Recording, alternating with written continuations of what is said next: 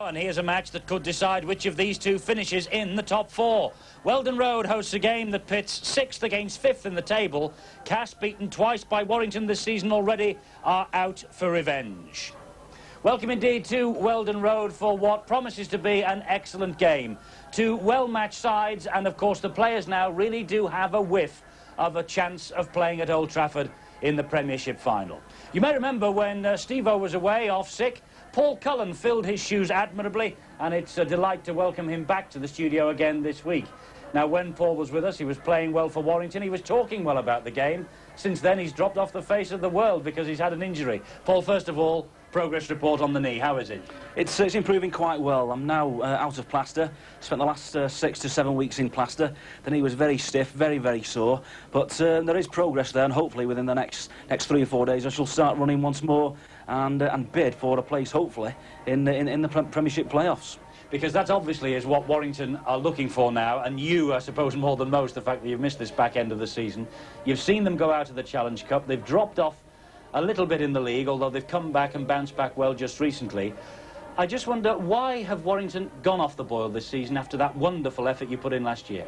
Well, I think after our defeat of Castleford in the Challenge Cup, we then had a disaster with our defeat by Oldham, and the wheels began to wobble, and Warrington went off the rails. I think the injury to Greg Mackey was a significant factor in the Warrington demise of that time.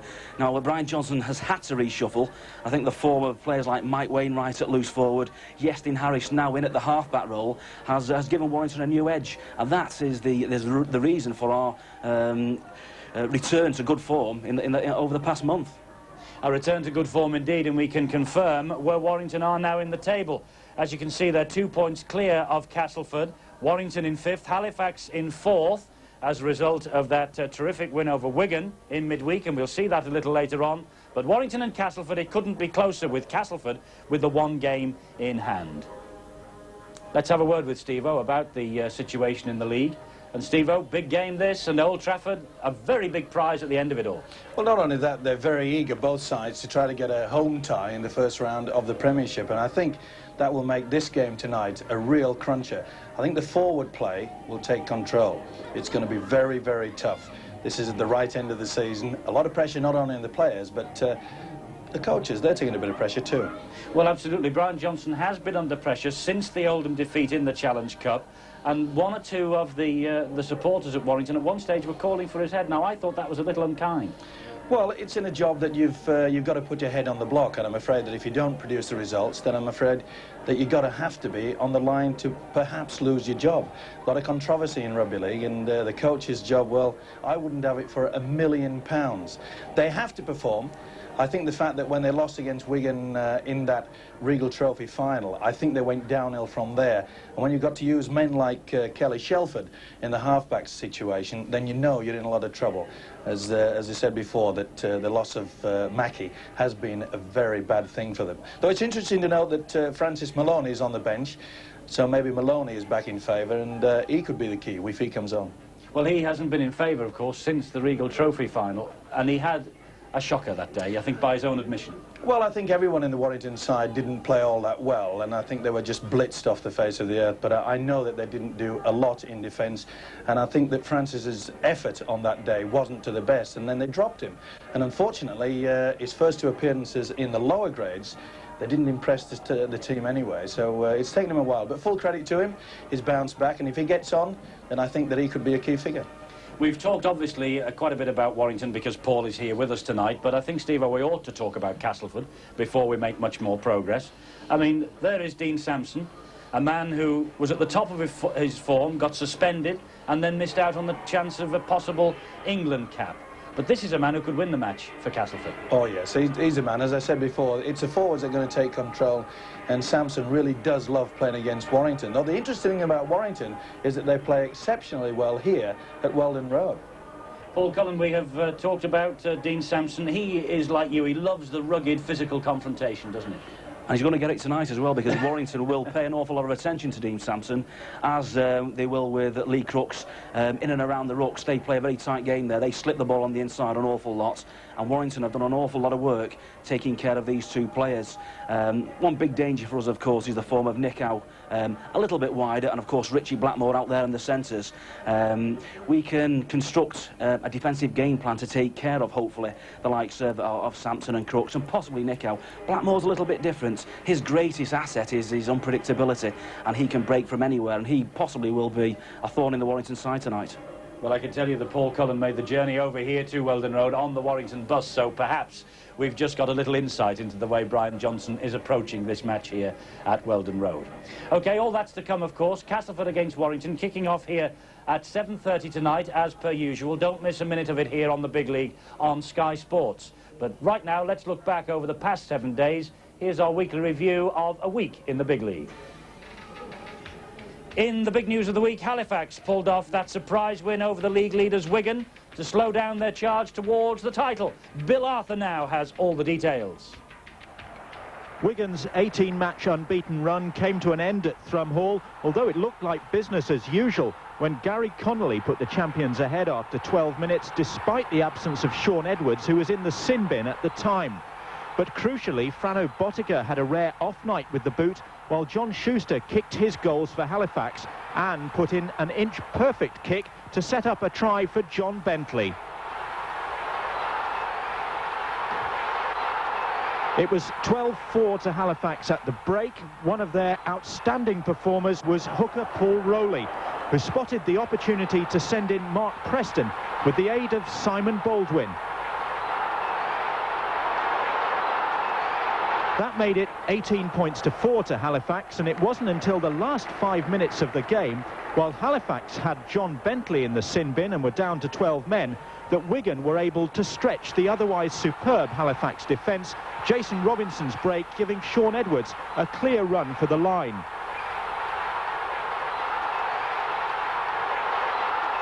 In injury time, Edwards scored his second after a lovely break by Gary Connolly, supported well by Phil Clark. But Halifax had the game won by that stage. It was only the second defeat of the season for Wigan, and how Leeds must be regretting their recent losses to Sheffield and St Helens. So Halifax improve their chances in the Premiership and keep alive Leeds' slim hopes of edging out Wigan for the title. In the other midweek clash, Mark Hewitt kicked 8 goals, but will it be enough to help Hull avoid relegation? Dean Busby scored this crucial try midway through the second half to put Hull 12 points ahead. In other news this week, Sheffield hooker Lee Jackson looks certain to miss the rest of the season after suffering cruciate ligament damage in last Sunday's match against Wakefield. And Tommy Hodgkinson, St Helens' 24-year-old hooker, has been transfer listed at £30,000 at his own request. The Oldham hooker David Stevenson last night received a 2-match ban after being reported for tripping in last week's Challenge Cup semi-final. And it was a busy old night at Chapeltown Road. Carl Furbank also suspended for 2 games after being sent off for a head-high tackle last week against Leeds here on Sky Sports. And former Doncaster coach Tony Fisher has made a dramatic comeback today. He's taken over at 2nd Division Dewsbury after Norman Smith resigned last night. That's the big news of the day then in the big league, even though Tony Fisher's dropped into Division 2 with Dewsbury. Steve-O, is this the end of Tony Fisher's long association with this Doncaster consortium that looks like it's trying to mount a bid to take over the Ailing club? Well, it would appear that way, but Tony's the type of guy that would still put a lot of effort into trying to keep Doncaster afloat. He won't let them go down the Swanee. But I know one thing, that with Tony Fisher going to Dewsbury, my old club, that it is a shock, but I tell you what, the players, they're going to have a bigger shock because he leads and he rules with an iron fist, and a lot of change is going to happen at Dewsbury. What about that result in midweek for Halifax, beating Wigan? I was going to say one of the shocks of the season. That's a bit unkind to Halifax because they're a good side. But I wonder what Leeds will be thinking now, Steve-O, after those 2 defeats by Sheffield and Saints. Never mind what the Leeds camp are thinking, it's what are the Leeds fans thinking. We said last week, and I was very, very hard on the Leeds side, and I think that, as you say, they have to be spitting chips. If they'd have beaten St Helens, if they'd have beaten Sheffield, they'd only been 1 point behind Wigan, and we would have all been excited, including the Leeds fans. Well, we look as though we might well be catching the championship being won live here on Sky a week on Sunday, because some hot news off the press for you. We will be covering Wigan against Bradford Northern next Sunday evening live on Sky Sports from Central Park. It's a week on Sunday, the 9th of April, and it will be kicking off at 7:05. We shall be on the air at 7 o'clock, so there's a bonus for you big league fans. Live from Central Park, perhaps the one that sees Wigan crowned as champions against Bradford Northern. It's the start of some terrific action for you, I can tell you, on Sky Sports in the big league over the next couple of weeks. Now then, don't forget our crossword competition for you, as running throughout the programme tonight, this and every week. Fill in the missing answer in our crossword and put yourself in with a chance of winning an official rugby league match ball. That's the prize. We'll be doing the draw for last week's prize winner during half-time here at Weldon Road tonight. Paul Cullen here, our guest in the studio, will be doing the honours for us. OK. We have Castleford against Warrington coming up for you, and right after this break we shall be running through the two sides. The team lineups for Cass against Warrington as 6th in the table takes on 5th here at Weldon Road tonight.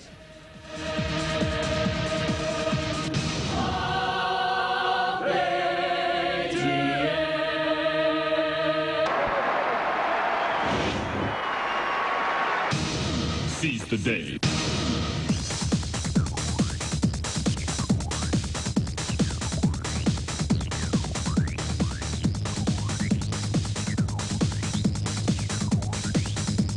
We catch two teams in impressive form on the big league tonight. Castleford, they are in their best spell of results since a 5-match unbeaten sequence in November and December. They've got 4 consecutive league wins behind them. Warrington, they are unbeaten in their last 6 big league games. We're live and exclusive at Weldon Road tonight for this match that really does have a bearing on where these two sides will end at the end of the season, whether it be the top 4 and home ties then in the Premiership first round. It's an important match for these two teams. Let's check out the way the sides line up for you now, shall we? Castleford fullback is Graham Steadman, a Great Britain international, and Lee Penny capped at academy and under-21 level for Warrington. Chris Smith is another for the future. Mark Forster, Warrington's leading scorer. Simon Middleton averages a try every other game. John Roper is only 18. Richie Blackmore is off to Auckland at the end of the season. Welshman Alan Bateman. Richard Goddard's an England international, and the inspirational Jonathan Davis. Tony Kemp, a New Zealand international, consistently linked with Leeds, and Welsh teenager Iestyn Harris. Tony Smith has had a fine season. He'll have to stop Kelly Shelford here. Lee Crooks just keeps on going for Cass. Mark Hilton celebrates his 20th birthday today. Dean Sampson with 11 tries. This is his best ever season, as it is for Gary Tees. Hooker Richard Russell capped by England this season, and the Kiwi Takiri Barlow. Second row's Tony Morrison. He missed Old Trafford last year injured, and Gary Sanderson. Under-21 international Andy Hay and former Kangaroo Bruce Maguire. And Tawera Nickau completes the Castleford lineup. And the 5th Warrington player aged 20 or younger is Mike Wainwright. On the bench, Jason Flowers and Francis Maloney in 14.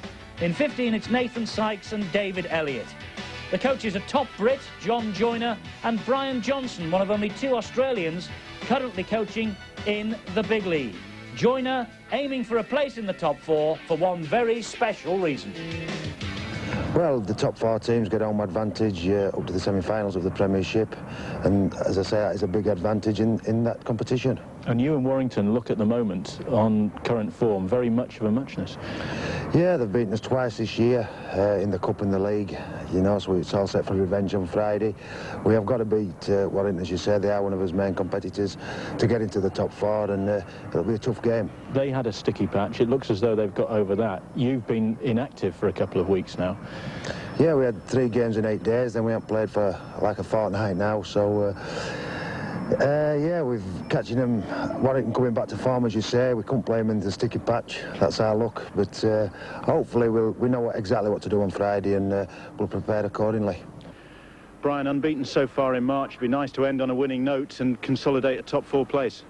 Certainly, it's nice to win any time, whether you've been unbeaten in March or not. You know, this is a very important game for both us and Castleford. There's quite a bit riding on it. It's fair to say that you and the team have been under a bit of pressure from Warrington supporters, maybe, who had hopes of great things this season, but you could still deliver, couldn't you? Yeah, some of our spectators were disappointed at being knocked out of the Challenge Cup, but most teams get knocked out of the Challenge Cup eventually, and there's more to the season than just the Challenge Cup. You know, we're trying to to get some of that little bit extra that's still there outside the Challenge Cup. Well, you and Castleford so far this season have had a couple of good games, haven't you?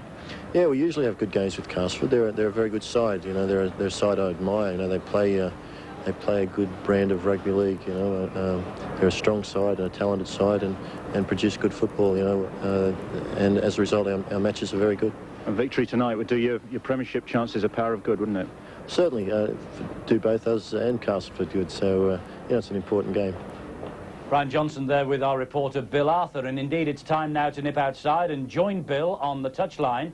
And I think I'm right in saying, Bill, that tonight you have a tale of two halfbacks for us, haven't you? That's right, Eddie. You could in fact say that Warrington are at 6s and 7s about who wears their number 7 shirt. Now, it should be Kelly Shelford because he's at scrum half, but as you'll see when the teams come out shortly, Kelly Shelford is wearing 6 and Yestin Harris, who is playing at standoff, is wearing 7. Now, this all boils down to the fact that 7 is Kelly Shelford's unlucky number. He refuses to wear the number 7 shirt. He wore it twice in New Zealand, both in cup finals. On each occasion he was beaten, so he has vowed he will not wear the 7 shirt. And remarkably, he's been wearing it or playing at scrum half for the last 4 games, and Warrington haven't lost. So it might be lucky 7 elsewhere. It's unlucky 7 for Kelly Shelford, and there's obviously something in it for him. So Shelford not in 7, despite the fact he's wearing scrum half. And while we're talking about 6s and 7s, intriguing story about Castleford number 6, Tony Kemp, their star player, who they'd love to keep at the club. But I'm told from a very good source that Tony Kemp has in fact signed for Leeds for next season, despite the fact that Castleford have met his terms. But there could still be a problem, because the source tells me that Leeds could have a problem with their quota of overseas players, and they could yet find that Tony Kemp isn't able to play for them. Castleford would love to keep him here. Head-to-head between these two over the years since 73, as you can see. They've played 43, and Warrington do have the upper hand, but Castleford have won 13 of their 21 matches at Weldon Road. This season, defence and attack, they've both been running in tries, haven't they? But they've been conceding quite a few as well. Defence, they say these days, holds the key to winning matches. And the season so far, Castleford have played 1 fewer than Warrington. They've won 1 fewer than Warrington. They've both lost 7, and they've both drawn 2, remarkably. Some interesting points to pick up there in Bill's touchline report for us. And first of all, this business about Kelly Shelford and the number 7 shirt. Let's talk to Paul Cullen about that. What is the serious word on this? Is he too big for the 7 jersey, or is this superstition business? Well, basically the Kelly Shelford could not fit in the number 7 shirt, full stop. And then Kelly has come up with the superstitious theory. So I think he was a little bit too proud to admit he was too big for the shirt, really. But yes, I mean, he's been quite successful. I think he's confused 1 or 2 of the opposition as well to see Kelly come out in the wrong shirt. He will take control of the game for Warrington tonight. He will dominate in that half-back role, and Castleford have to counteract that. Steve, we will have to remember that Kelly Shelford is playing scrum half but wearing 6. It's going to be a problem for you and me. But what about this? Maybe for you, Eddie. What about this business about Tony Kemp? Now, I have spoken to the source that Bill Arthur has spoken to as well, and I'll tell you who it is. It's John Joyner, the Castleford coach. And he tells us that Tony Kemp has signed for Leeds. Leeds have tried to register him, and the Rugby League have kicked the registration out, despite the fact that Castleford have matched the terms that Tony Kemp wanted. Well, it's obvious that Tony Kemp, on that, wants to get away from Castleford, and they said they were going to have a few problems with their imports at Leeds. But if they're going to get Kemp over there, it's a very ruthless sort of industry that we're in, and as far as I'm concerned, I think that Leeds will get rid of one of their imports. But if they take Kemp... Well, that's either Innes or Iro going. Well, maybe so, but does that mean the end also of Gary Schofield? Because Gary's only other option would be to play loose forward, and quite frankly, I don't think that Ellery Hanley is ready to hang up the boots. So it's problems all the way around. The rumours have been going around for quite some time now that Kemp had already put pen to paper on a contract. But these days, what does that mean? Nothing. Steve, on the eve of a Challenge Cup semi-final, I wonder whether the Leeds camp is watching this tonight and how all this will go down wherever they are watching it. I wonder whether it's David Ward at Featherstone that started the rumour. Look, it carries on at this time of the year. It goes on and it will continue to do so. Rumour mongers, they make a lot of money. And I think that we shall be dealing with this in boots and all in the weeks ahead, and indeed on the big league on a Friday night. Quick prediction time now. Paul Cullen, who's with Warrington, tooth and nail, will be tipping Castleford tonight. I don't think so. I'm very confident in the Warrington outfit. I really am. And I honestly think we're going to win by at least 8 points. 8 points for Warrington. Tony Kemp the key, Castleford by 8. Castleford by 8. I think Paul said Wigan, but I'm sure he means Warrington. Warrington by 8. So 2 for 8, but different sides. We shall see. The match will unfold when we return. Don't miss a minute of this, because every time we come to Castleford, we have entertainment royal. And it will be royal entertainment tonight with Warrington, the visitors. 5th, play 6th. Something's got to give.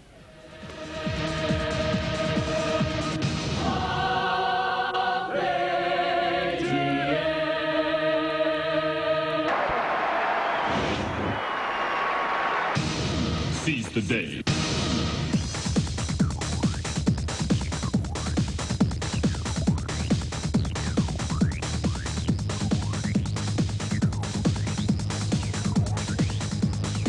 Castleford against Warrington on the big league here on Sky Sports tonight. We're live and exclusive from Weldon Road. Warrington emerging third in the table last year, and Jonathan Davis was the catalyst for their surge up the big league table last season. And you can see that he has scored quite a few points against Castleford already this term. But here come Castleford, 4 consecutive league wins, keeping them in contention for the top 4, and their bid to make it to Old Trafford for a 2nd year in a row. Lee Crooks, their captain. It's quite an effort for any goal kicker to reach 3 figures, and Crooks on the verge of another milestone here tonight. Let's just check you through the Castleford team again. Steadman is the fullback. It's Smith, Blackmore, Goddard and Middleton, the 3/4 at half. It's Kemp and Smith. Interesting to see how Kemp sorts himself out tonight. And Crooks, the captain, Russell Sampson, Morrison, Hay and Nickow. And on the bench, a couple of the young guns. They're both 20, Jason Flowers and Nathan Sykes. John Joyner, their coach. There is Tony Kemp. He lacks nothing in enthusiasm for this Castleford cause this season, and he's been playing exceptionally well. Warrington have Penny at fullback, Forster, Bateman, Davis and Roper. Shelford will wear 6 but play scrum half, and Harris will wear 7 but play standoff. We're going to have to sort that out. Hilton, Barlow and Tees, Sanderson, Maguire and Wainwright. And on the bench they have Francis Maloney making his first appearance since the Regal Trophy final, and David Elliott. So there is Kelly Shelford in the jersey that fits him. He will play scrum half though tonight. He will be feeding the scrum, you will notice. And Yestin Harris wearing 7 but playing 6. He will be the standoff half. The match referee is Colin Morris, the man who sent Carl Furbank off, of course, at Odsal last Sunday in front of the Sky cameras. So, we're just about set then. The pitch at Weldon Road is superb for this match at the very top of the table in the Stone Fitted Championship. And 2 sides with ambitions of playing at Old Trafford get this game underway. First touch for Kemp, and he gives it to Andy Hay. Sit back and wait for the crunch time. I really feel that the forwards from both sides will get involved early. Castleford are penalised at the play of the ball. Tony Kemp didn't play it properly, says referee Colin Morris. What say you? Well, it was a fraction in it. How many hundreds or even thousands have we seen of that? Well, let's stand up and praise Colin Morris for doing that, providing he keeps on doing it throughout the game. Geez, it was very close. He must have very good eyes, Colin Morris.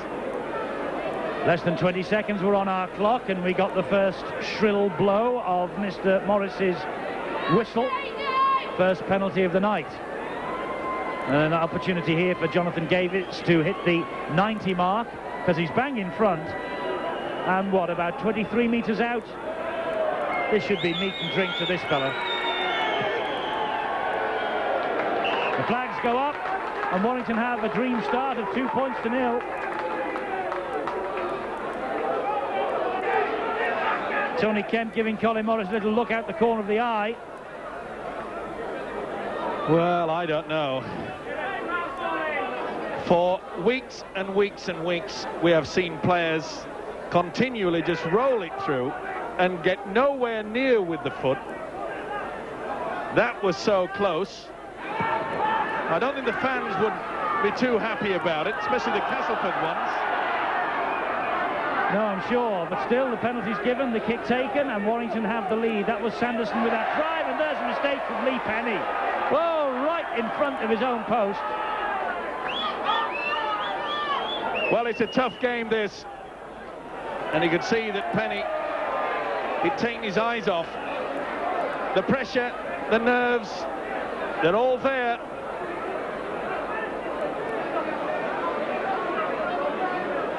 Deary me. He went straight through the hands onto the knee, but according to the referee, it was a knock-on. Well, according to the referee, he's actually penalised Warrington because Wainwright was standing offside. There it is, he's in front of the ball. He was accidental, then he picked it up.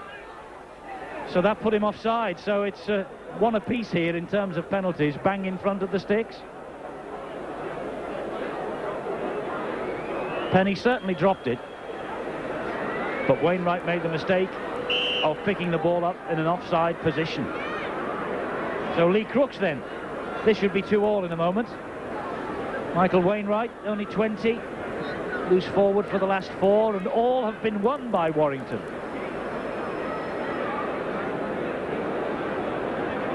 Great Britain international 19 times, Lee Crooks, and England international 2. And he doesn't seem to be able to get that ball to settle on the sand, despite the fact that it looks a perfect evening, and it is a perfect evening underfoot for the game. It is quite blowy out there on the field. There's a swirling wind. Must be poor sand, but a long way away from Blackpool, of course.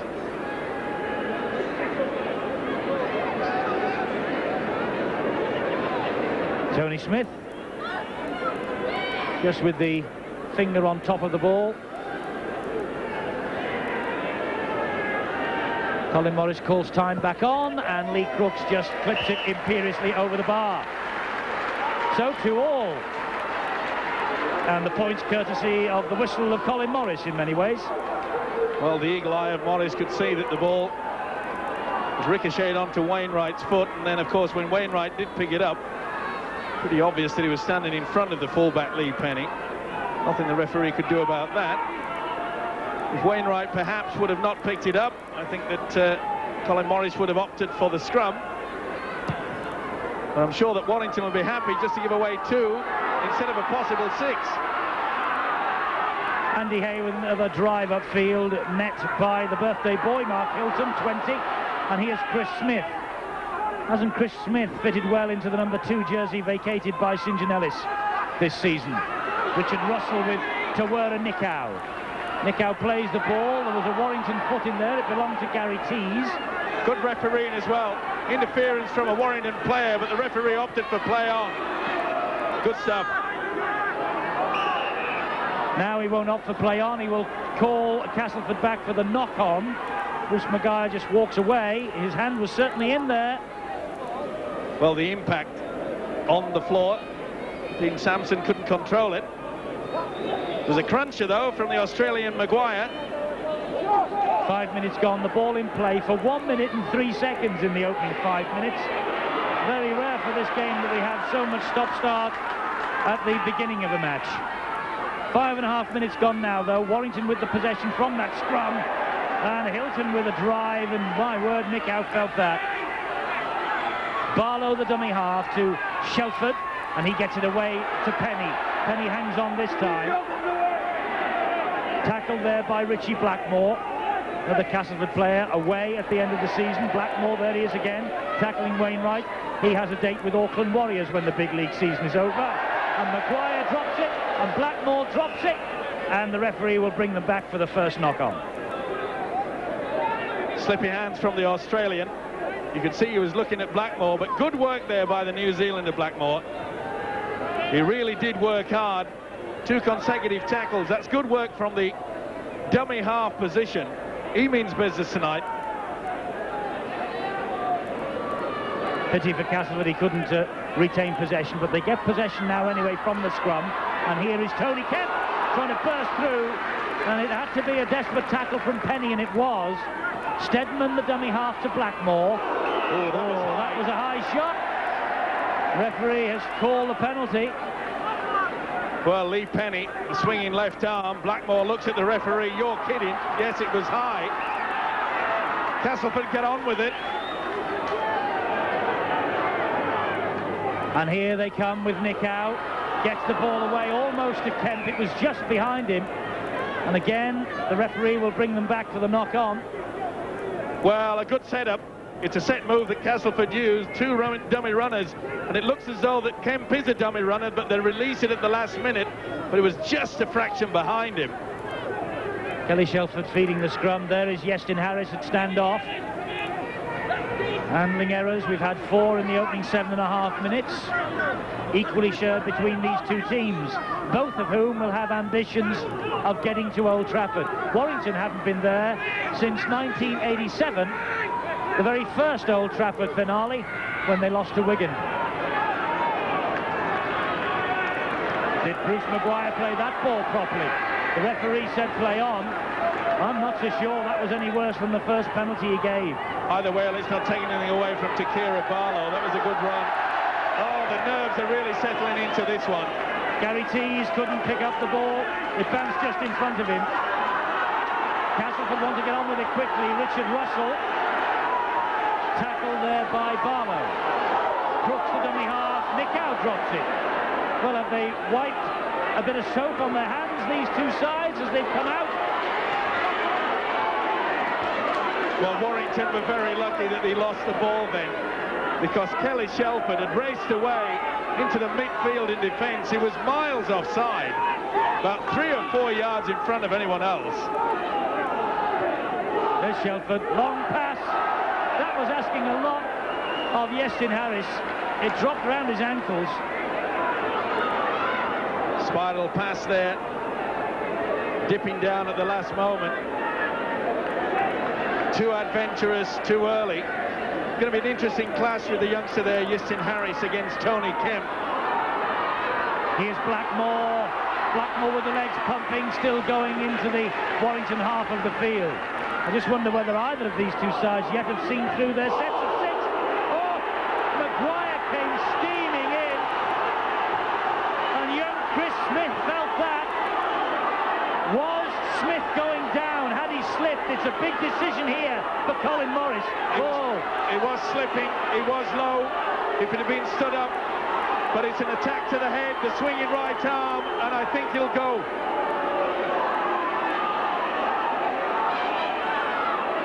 The mere fact that the young winger was slipping down underneath may save him. It's going to, but that is a bad one. You can see that the arm is cocked and he's gone right in. Oh, that is malicious. He's a lucky boy, the Australian Bruce Maguire, and he knows it. Referee Colin Morris deciding not to place Maguire on report and let the authorities have a look at that on replay later next week. The Warrington bench are relieved. I would imagine Castleford are quite the opposite. This is Russell to Nick Howe, who slips the shackles, tries to go for the line and gets over, but the referee's called it back. Forward pass is ruled. He'll put the scrum down. The eyes of Nick Howe have it. Well, I'm not so sure that it was. Yeah, could have been slightly in the replay there. But 50-50 in my book. But what a gamble Kelly Shelford is playing in the defensive role. Shelford is moving up. He's running and getting himself involved and taking a big risk. He let in a huge gap there for Nick Howe to go through.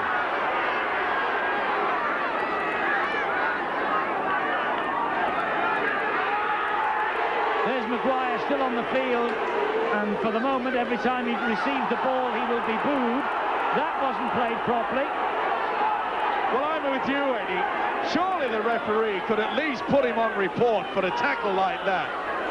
If they had any doubt, and that's the reason why Greg McCallum has brought it into our game. If a referee or touch judge has doubt, let the judiciary have a good look at it. Well, all you can say is that the referee and touch judge had no doubt. They gave him the benefit of the doubt because Smith was slipping. Steadman with the run, tracked by Bateman. Good tackle. Well, it's taken 11.5 minutes to get going, but at last this match is catching fire. Well, we knew it was going to be rough and tough, and it started that way. And it'll keep Bruce Maguire out of the action for a while. There he is, and that's on Andy Hay, and the referee's pulled him for a penalty, but he's called them offside. It's not for the high tackle. The referee said that was off the shoulder. He's got Warrington for offside. Well, the ball's coming out wide. He'd plenty to choose from, but this was pretty high as well. And Colin Morris, well, that's another one. He'll probably claim that he bounced off the top of the ball. Well, I think Tony Kemp has said something to the referee, and he has called Lee Crooks to him to try and calm the Kiwi down. well, what more do they have to do? We saw 2 cautions, the same referee, Carl Fairbank, he got the red card. Yeah, but it was on the 4th occasion, if my memory serves. This is Dean Sampson. They'll turn into cats. Why don't they give him 9 lives? Fumbled pass, Lee Penny to bring it out. Thing is, if the referee doesn't stamp on it, this could get out of hand. Well, it will. There's a lot of talking and decisions like that.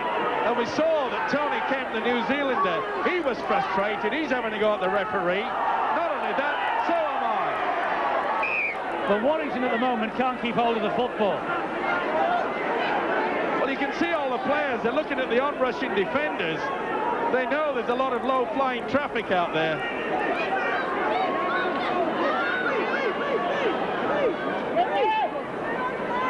It's now with Blackmore from that scrum, and he straightens up, takes it back into all the heavy traffic. On the quarter line for Warrington, it's Castleford in possession with Russell.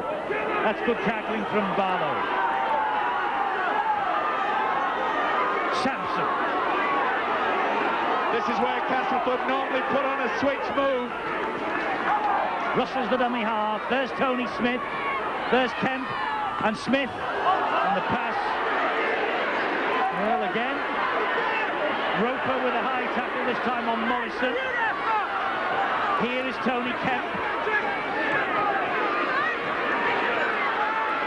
Russell, the dummy half, gives it to Tony Smith. He finds Nick Howe.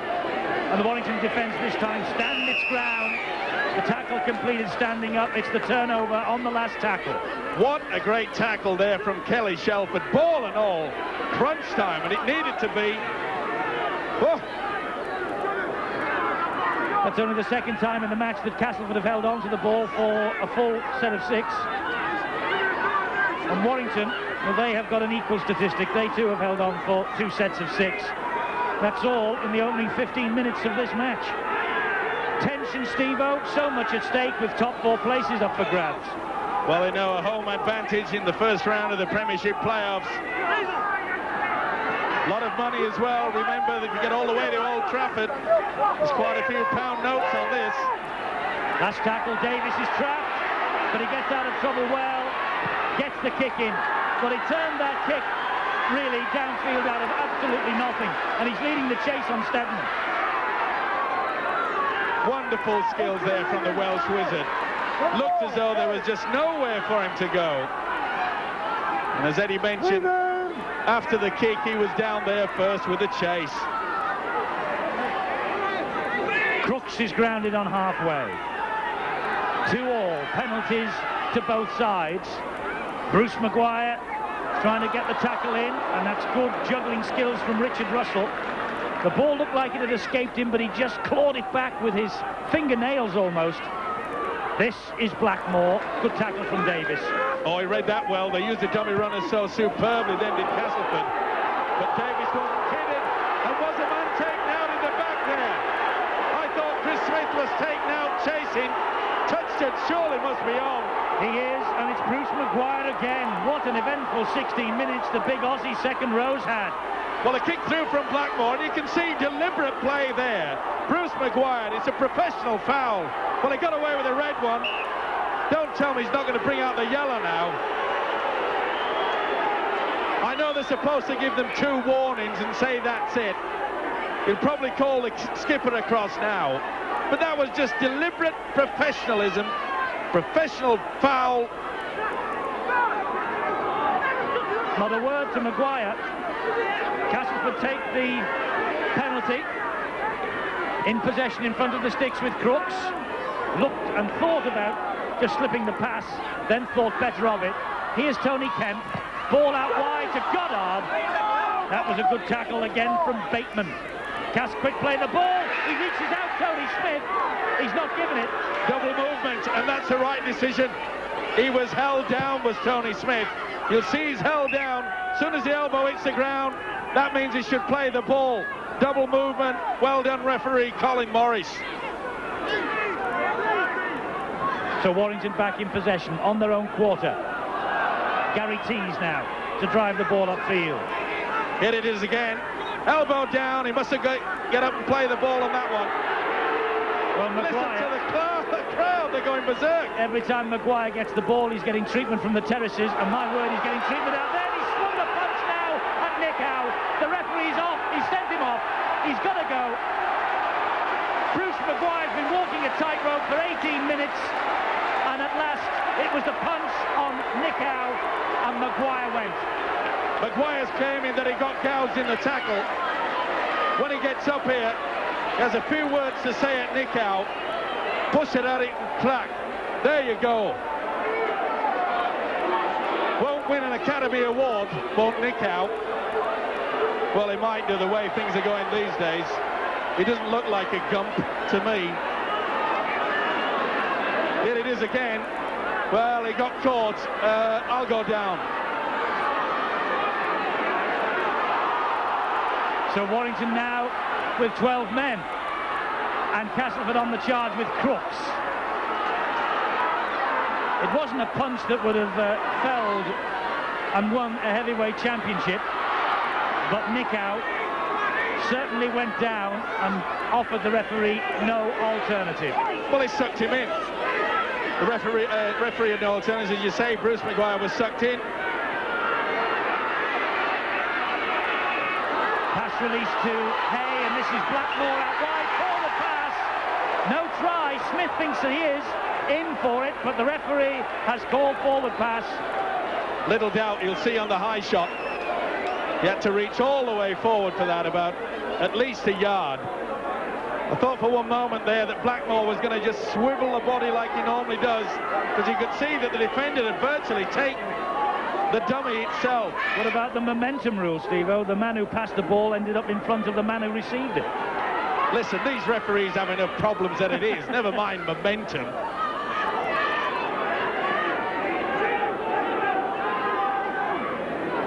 So it stays at 2-2. And this is Barlow. And he gets the pass away. And Middleton, Roper rather, the Warrington winger. This now is Hilton. Drives it into the Castleford half of the field. Barlow, and here's Shelford. Warrington streaming up. That's forward too. Well, that was a forward pass. Foster tips the ball back inside. Castleford have it, but it's a penalty to Warrington. Confusion is reigning. It comes off Nick Howe's shoulder. Not deliberate, accidental, and he's given a penalty. Now the ball was flipped. It's like kicking the ball against a man. There was nothing that Nick Howe could do about that. But it's the other fellow who's offside. It's Goddard. Yes, I know, but look, Nick Howe didn't make any attempt to play for it. I know he was offside. And he makes the play for it deliberately.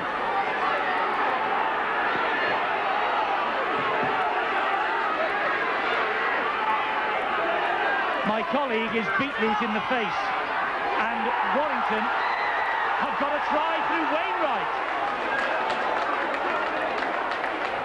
Well, the 12 men of Warrington, they got the penalty and they've made the most of it with Michael Wainwright's first try in the big league.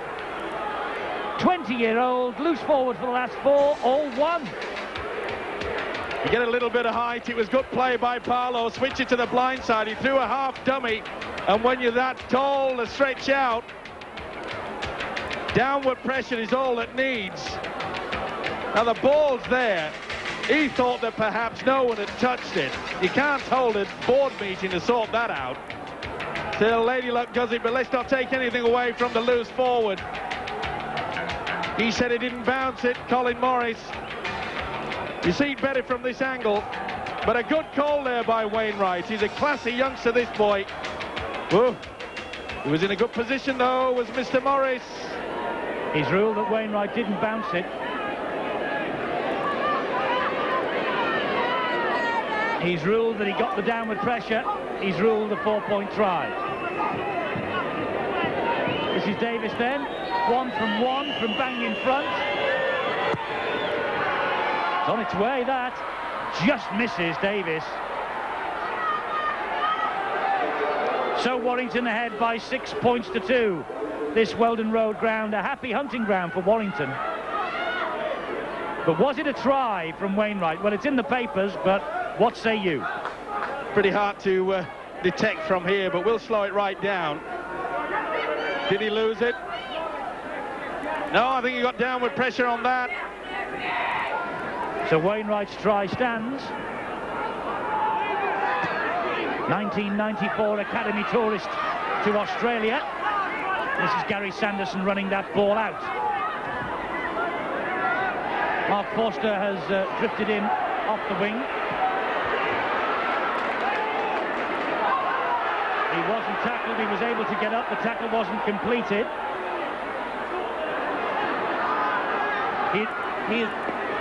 Here's Bateman. Well, it's had everything, hasn't it? There you see Castleford just shading in possession. But it's Warrington that are leading in the part that counts on the scoreboard. And down to 12 men, Bruce Maguire sent off. Barlow with the break, oh, lovely ball round the corner. Forward pass. He's pulled them back for a forward pass. And Yestin Harris thought 4 points were begging. And look at Kelly Shelford having a word in his ear. Well, that was all right. Never forward. That was all right. I think he thought that the other one was. Well, what on earth had young Harris to do there? There's the one from Barlow. That was definitely backwards, and so was this. Oh, dear. Well, plenty to talk about, Steve O'Head, in the opening 24. I rest my case. Let me just check on the blood pressure. No, he's calmed down a bit. If this doesn't make my hair grow, nothing will. Watching that guy. Colin Morris, a man under fire, a man under pressure out there. So at Castleford as well, they've got to calm things down. They thought that perhaps with a man down Warrington, Bruce Maguire sent off, all they had to do is go through the motions. They've got to work hard. The chip over the top from Stedman is watched by Roper, and Roper slips. He was always going to take this over, though. He knew that a lot of charge was coming towards him. Took safety first. He's only 18, is Jonathan Roper. 10 tries this season. And a try in the last 2. Graham Stedman. It was his little kick that put the Warrington defence under so much pressure. Oh, he took that out of the air beautifully, did Stedman. Well, let's forget about the controversy. Let's get down to good basic football. Get on with it. Middleton. Quiet opening 25 minutes from the Cass winger. Russell to Crooks. Lovely ball from Crooks to Tony Smith. Support there from Russell. Oh, that's great play. Morrison with the try. Super play from Castleford. Quick hands straight down the middle. As the man was tackled each time, he slipped the pass. Morrison's try, number 4 this season. Good old-fashioned football from the forwards. Look how they run at the angle, back on the inside. The delayed pass from Crooks, and Smith was trailing away. The hooker, Russell, then just feeds out the second row of Tony Morrison. Look at that beautiful delayed pass from Crooks. This man just runs off him all night, week in, week out. Good support play from the hooker, and what a way to finish, and what a way to fight back. Tony Morrison has now scored in the last 3 matches for Castleford. That levels the scores up. Alan Agar, the assistant to John Joyner, on the field, passing the water bottle round. He's passing on words of encouragement from the coach, John Joyner. And Lee Crooks trying to edge Castleford ahead, and edge them ahead he does. 8 points to 6, Castleford ahead against the 12 men. The run of the angle from the dummy half, you can see the Warrington defenders go across a huge gap, and once this delayed pass was through, look at that. Smith straight through, Russell and Morrison in with the try. Well worked. Warrington coach Brian Johnson with the walkie-talkie, and he has seen his side throw away their advantage there, but also they're playing with a man down, of course. Bruce Maguire, that Australian second row, is the man sent off. It's Davis who restarts. Stedman has gone off, and Jason Flowers, the man who deputised for him so ably earlier in the season, he comes on. Academy International. And there is Flowers. Handy player as well, Flowers. Got a bit of beef about him. Loves to chime into the back line. Much better play from Castleford. There you can see they're running on to the pass. They're getting over that advantage line quite easy now. Well, it's certainly an increase on the accelerator pedal for Castleford, but the referee now has pulled the play back for another penalty. Tony Smith was taken out, trying to skirt once again off Crooks. Just to the side there, you'll see Tony Morrison get pushed away.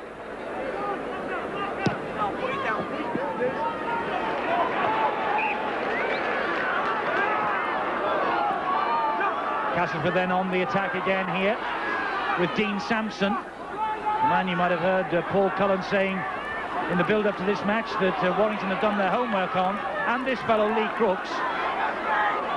Russell gives the attack some width here with Kemp. Yestin Harris is all round him. Kemp was running the angle there and complaining that there was no dummy runner.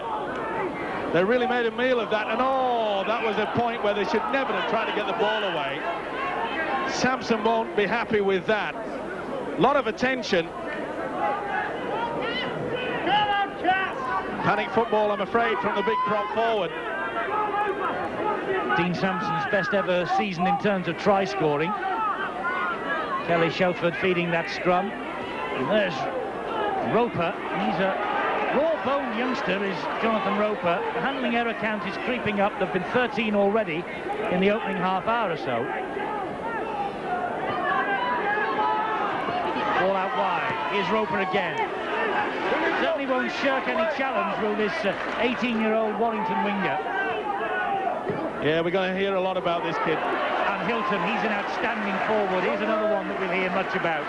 So many of these Warrington players, Steve-O, 20 or under. There's another of them, Yestin Harris. What a talent he is. It augurs well for the future, didn't it? And offside, making no attempt to get back onside. And Kemp looked so bemused, but he just strolled back. Colin Morris pointed the finger at it. He allowed the advantage. And you can see how he made a step back, did Tony Kemp, and that was enough. The referee stated that he'd make no attempt to get back to 10, penalty forthwith. A penny for Tony Kemp's thoughts.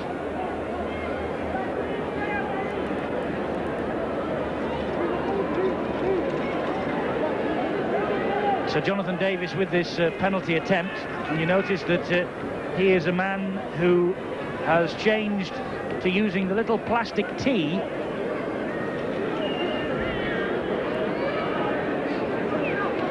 Not the sand for Davis anymore, but the little plastic tee.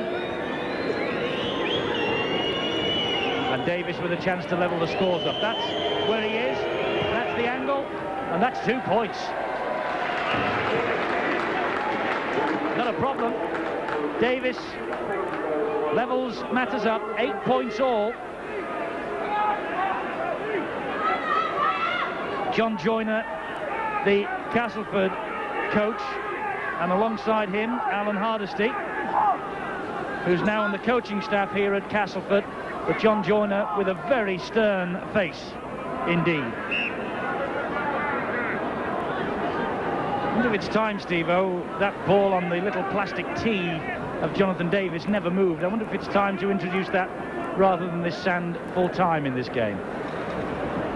Well, it seems a damn good idea, doesn't it? Or perhaps some of the kickers will say that it interferes with them. I can't see the reason why, but there was never a kicker.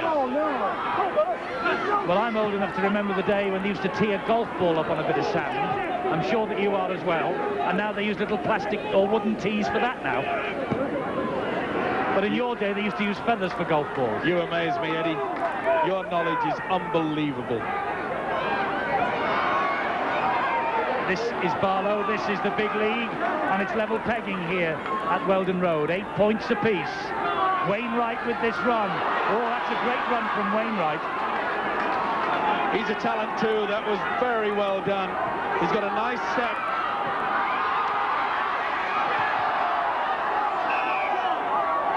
It touched a hand. It's going to be Warrington's head and feed. Good run from Bateman, but it was a superb pass there. Yes, and it did. Superb pass from Shelford. Seeing that the blind side was just a little bit loose. And it came off Jason Flower's foot, actually. That's why Warrington have the head and feet at that scrum. And here is Bateman. Wrestled to the floor by Flowers. Harris the dummy half. The call was from Kelly Shelford. Geez, working that blind is Shelford tonight. Barlow to Harris. The runner is Tees. Drives it in, head down. That one really was signalled. There was no dummy runners to take any of the pressure off. Here's Harris. Steps inside. Gets the ball away to Davis. Davis stabs it through. And Blackmore picked up Davis's kick. Oh, and Blackmore went down with the challenging Davis. He almost got a Welsh 1-2 there with Bateman. Was this going to be a bit of Welsh rarebit? Did Blackmore take Jonathan Davis out? Certainly looks as though he used his shoulder. Here comes Bateman. You get under that. Nice kick from Davis. Still has a tremendous package of skills. Lee Penny then, the Warrington full-back, to run this ball back. Just less than 6 minutes to go to the half-time break. 8 all. Warrington with 12 men, though. You wonder, Steve-O, just how long they can keep this going with the one man down. Well, they'll be happy to just keep this scoreline going up to the half-time break. Get their breath back, sort of reorganise a few things with their coach. Alan Bateman took that pass from Harris, and then as he fell, I think he caught a stray boot, and that's why Bateman hasn't got up. Swinging arm, look at this. Oh. Right on the top of the head. You'll see Smith come at him. And down he goes. Went right over the top, but the intent was there, the swinging arm. But he was slipping. This is Davis. Davis for the corner, and Davis scores. That's a great Warrington try from Davis. Super try. Try number 17 of the season. He sold a dummy out wide, and he hurtled his way over the line. Great play from the Welshman. Smoky Jonathan, and then all of a sudden he just explodes. He went close before with the kick. Look at the in and out, and I'm afraid Blackmore, he didn't have the legs to get across. It was too late. The gap was there. Superb try from the Welsh wizard. The little dummy, the sliding defence was too late. Blackmore knew it. So Jonathan Davis's try, and Davis now will try and add the extras.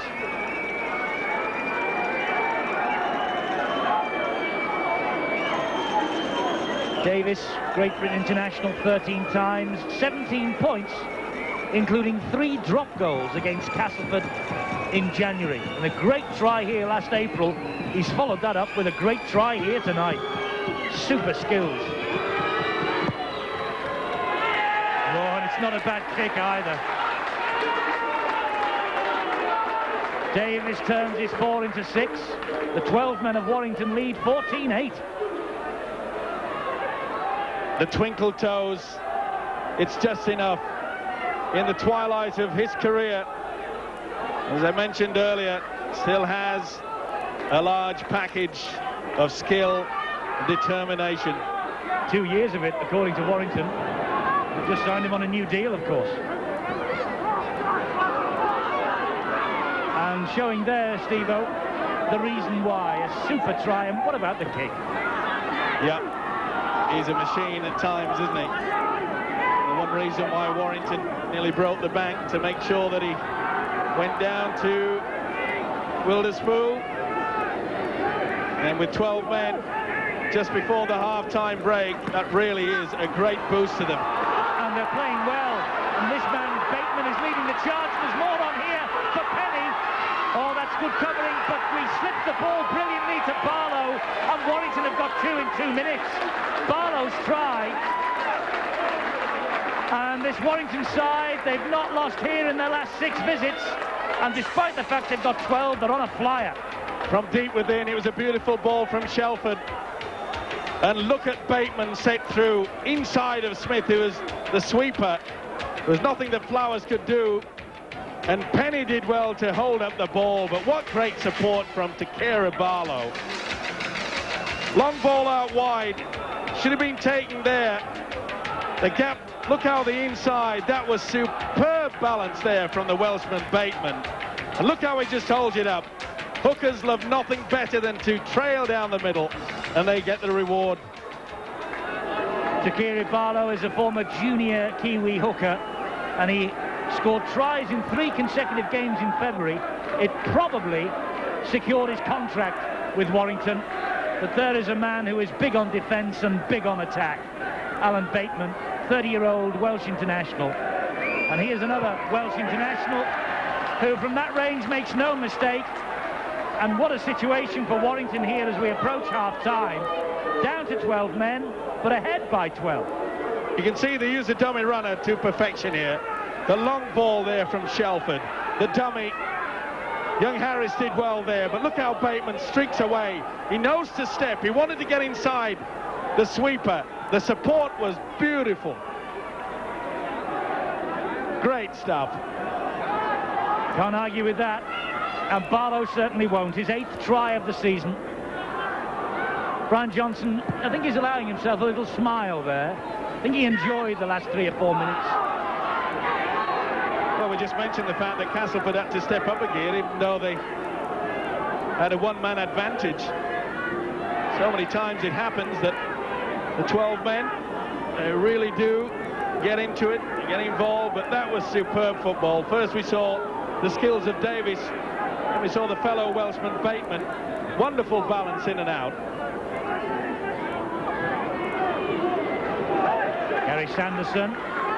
He's missed only 1 game all season. He's shown great courage and commitment. A neck injury at one stage threatened his career. Well, Castleford will be wondering what on earth has happened to them here, Steve-O. As we approach half-time and stoppage time, indeed, in this first half. Well, they've been hit by a whirlwind, haven't they? 2 tries in 2 minutes.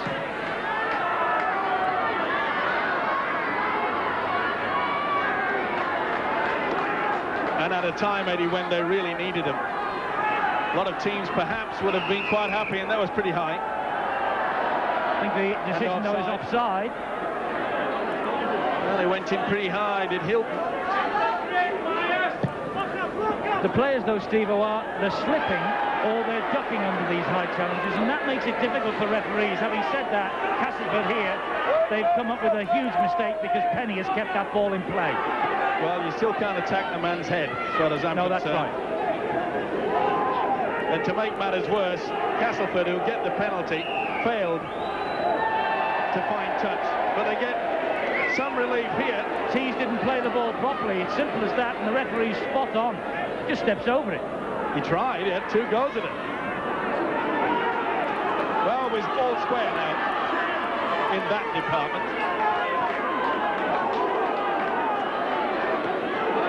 Over a minute of stoppage time played. Castleford looking to get back into this match with a vengeance up to half-time. And Nickow slips the pass. Try-scorer Morrison goes down under the challenge. Nickow again. Crooks almost goes without it and then drops it. And Mark Hilton will pick up the pieces for Warrington, and surely now Warrington will play out this set of 6 up to the half-time siren. They're looking frustrated side to Castleford, I'm afraid. A lot of work here for Coach of the Year, John Joyner, isn't there? He's got to lift his men for the second half to come. I think they just went to sleep, Castleford. They thought they'd go in at half-time, 8-all. There has been a lot of that in this match, though. Spill ball. Well, they force in the pass when it's not on. Why on earth would the hooker try to get a ball away there with seconds before the half-time break? They're leading 20 points to 8. Hang on to the possession. Whilst they've got it, Castleford have got no chance of scoring. They've got chance of scoring here with Blackmore. Warrington's scrambling defence, Penny and Bateman. This is Kemp now. Fires the pass into the midriff of Sampson. Russell to Andy Hay. Nickow called for it. And Davis watched him all the way. Russell. Offside. Referee allowed advantage. None was forthcoming for Castleford. Well, at least it's consistent. Both sides are getting offside. He's allowed the advantage. Big chance here for Castleford to rescue this half with Tony Smith. Smith try! Castleford will think they've got out of jail. Smith has put them back with his 13th try of the season, and they're back in this game with a vengeance now. Well, it all came about when Takira Barlow threw out that silly pass, and you can see how the defence moved up quickly. They were going to get caught, and they did. Well taken by Tony Smith. Watch for the defender coming out of the line very quickly. Gone out wide there. It was Bateman was at fault. He was too late to come back. You'll see it better on this angle. Look at that. And once again with Shelford. He's done that 3 or 4 times in this first half. He got away with it before, but not on that occasion. Tony Smith's try. I mentioned earlier that Chris Smith has filled the jersey of St. John Ellis. Hasn't Tony Smith done a good job in Mike Ford's number 7 shirt this season for Castleford? He's had an excellent season. The England cap, of course, this season too. He's only missed 1. Now Lee Crooks. Flags go up. That's a 6-point try, and it's 14-24, and just a converted try, the gap at the half-time siren. So 14-20, and Tony Morrison with the first Castleford try. At that stage, it was 8-6, then it became 8-all, but Wainwright, he grabbed a try early on. Davis has kicked well and scored the try that edged Warrington ahead, and then Barlow added another before that late try from Tony Smith put Castleford back in the hunt for the second half. An eventful first 40 minutes at Weldon Road. Some super tries, some great skills, and bags of controversy surrounding referee Colin Morris.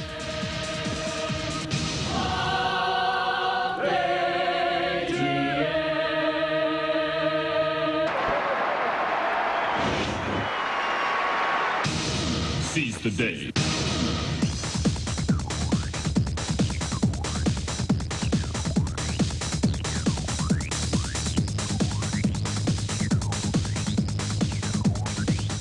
You know, you can say what you like about the big league, but on Sky Sports every Friday, it provides magnificent entertainment, and this has been an eventful first half, to say the least. Tries from Morrison and Tony Smith for Castleford, and Wainwright, Davis and Barlow for Warrington, 14-20. And the first thing that Paul Cullen said to us as we walked through the door into the studio here after that first half is, how on earth have we managed to do that? Because, Paul, with down to 12 men, Warrington at 8-all, they should really have been taken to the cleaners. Certainly, I think the Warrington pack at one point were almost committing suicide. Errors, left, right and centre, and Brian Johnson must have been pulling his hair out in the stand. I just can't understand how we can drop a ball first and second tackle. It's the enterprise of the Warrington backs that have kept Warrington in the game, and certainly in the lead. But he must address the Warrington faults at the moment, which are the loss of possession from anywhere on the park. I just wonder, and I mentioned the point of Steve-O in the commentary, how long can Warrington keep this going with a man down? Well, I don't think Castleford have altered their tactics that much to attack the Warrington weaknesses now, which obviously is a man down. They still are turning the ball on the inside, making the half break, finishing that off with great support, and their tries have come in exactly that same fashion. When they tried to move the ball a little bit wider, Warrington have accommodated that. The defence has been quite superb under the circumstances, but we are the masters of possibly our own downfall with the error rate and the fact that we are just giving the ball away on virtually every occasion. We will allow Paul Cullen a diplomatic silence on the Bruce Maguire sending off, so that means it's down to Steve-O to talk about this.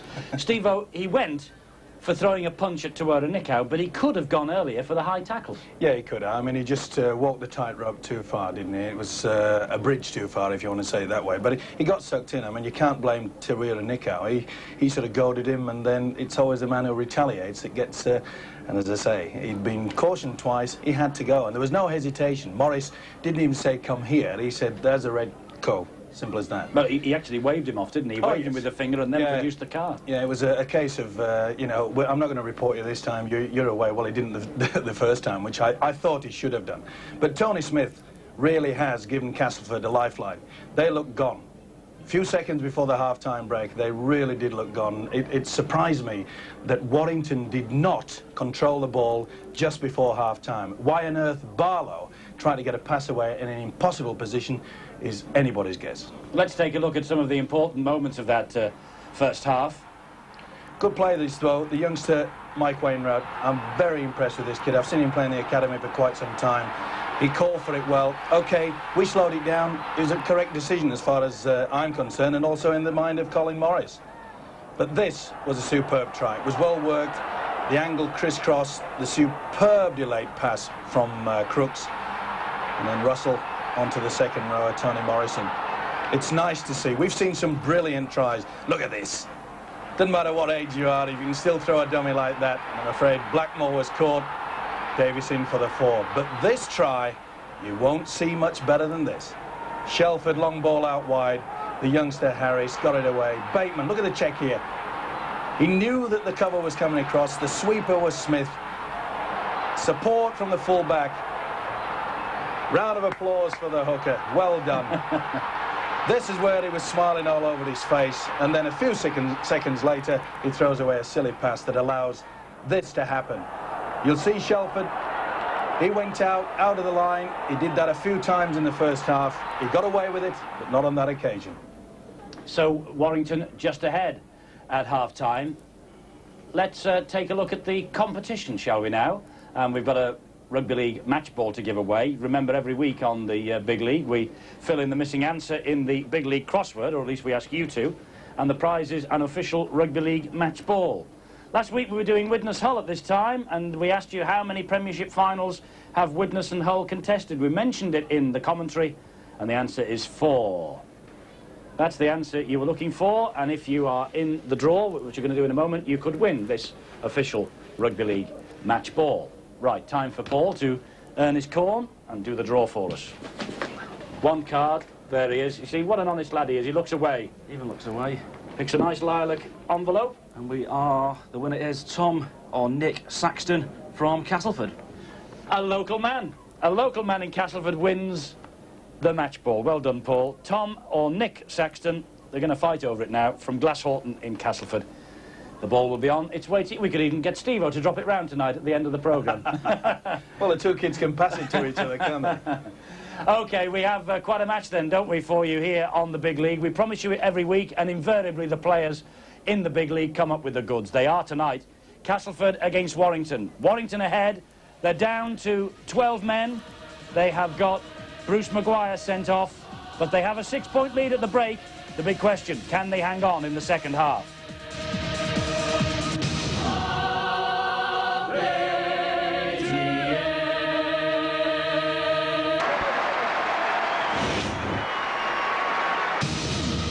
the day.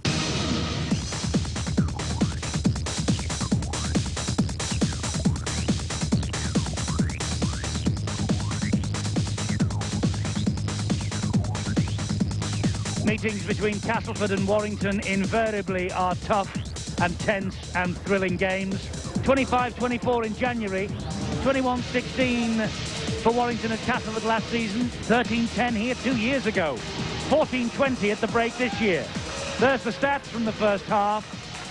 The penalties, 10 to Castleford and 4 to Warrington, 15 handling errors. Warrington's half by just 10%, and they have the 6-point advantage at the break. Kelly Shelford and Welsh coach, Warrington assistant coach Clive Griffiths, just passing on the last-minute instructions. He's been impressive first half as Shelford. Well, he certainly has in attack, but I'm afraid moving out of the one line of defence would not have pleased his coach, Brian Johnson, and I'm sure that Jono would have had a few words to say about that. Tuera Nikau, New Zealand test forward. He was the second division player of the year at Rydal York in 1991. And of course he added to his test caps last October. Colin Morris, one or two supporters have had a little word in our ears about match referees over the past few weeks. No good, to be fair, complaining about them. The Stonesborough Championship really is all about players. That's how it should be anyway. But the referee, Steve-O, can have a huge impact on any game. And Colin Morris has made his mark on this one. I'll keep silent now. Well, if you do that for the next 40 minutes, it'll be the first time ever. We have Wigan Bradford live and exclusive for you from Central Park on Sunday, April the 9th. Note the night, Sunday at 7 will be at Central Park. The championship could be lifted that night, depending on results. We will see it somewhere along the line over the next few weeks here on Sky Sports. That's a guarantee. Geez, he took that well, did the winger Chris Smith. It's a superb... Oh! There's a replay of that. Whilst that was on, there was a half intent trying to spear tackle, but they changed their mind, thankfully, at the last moment.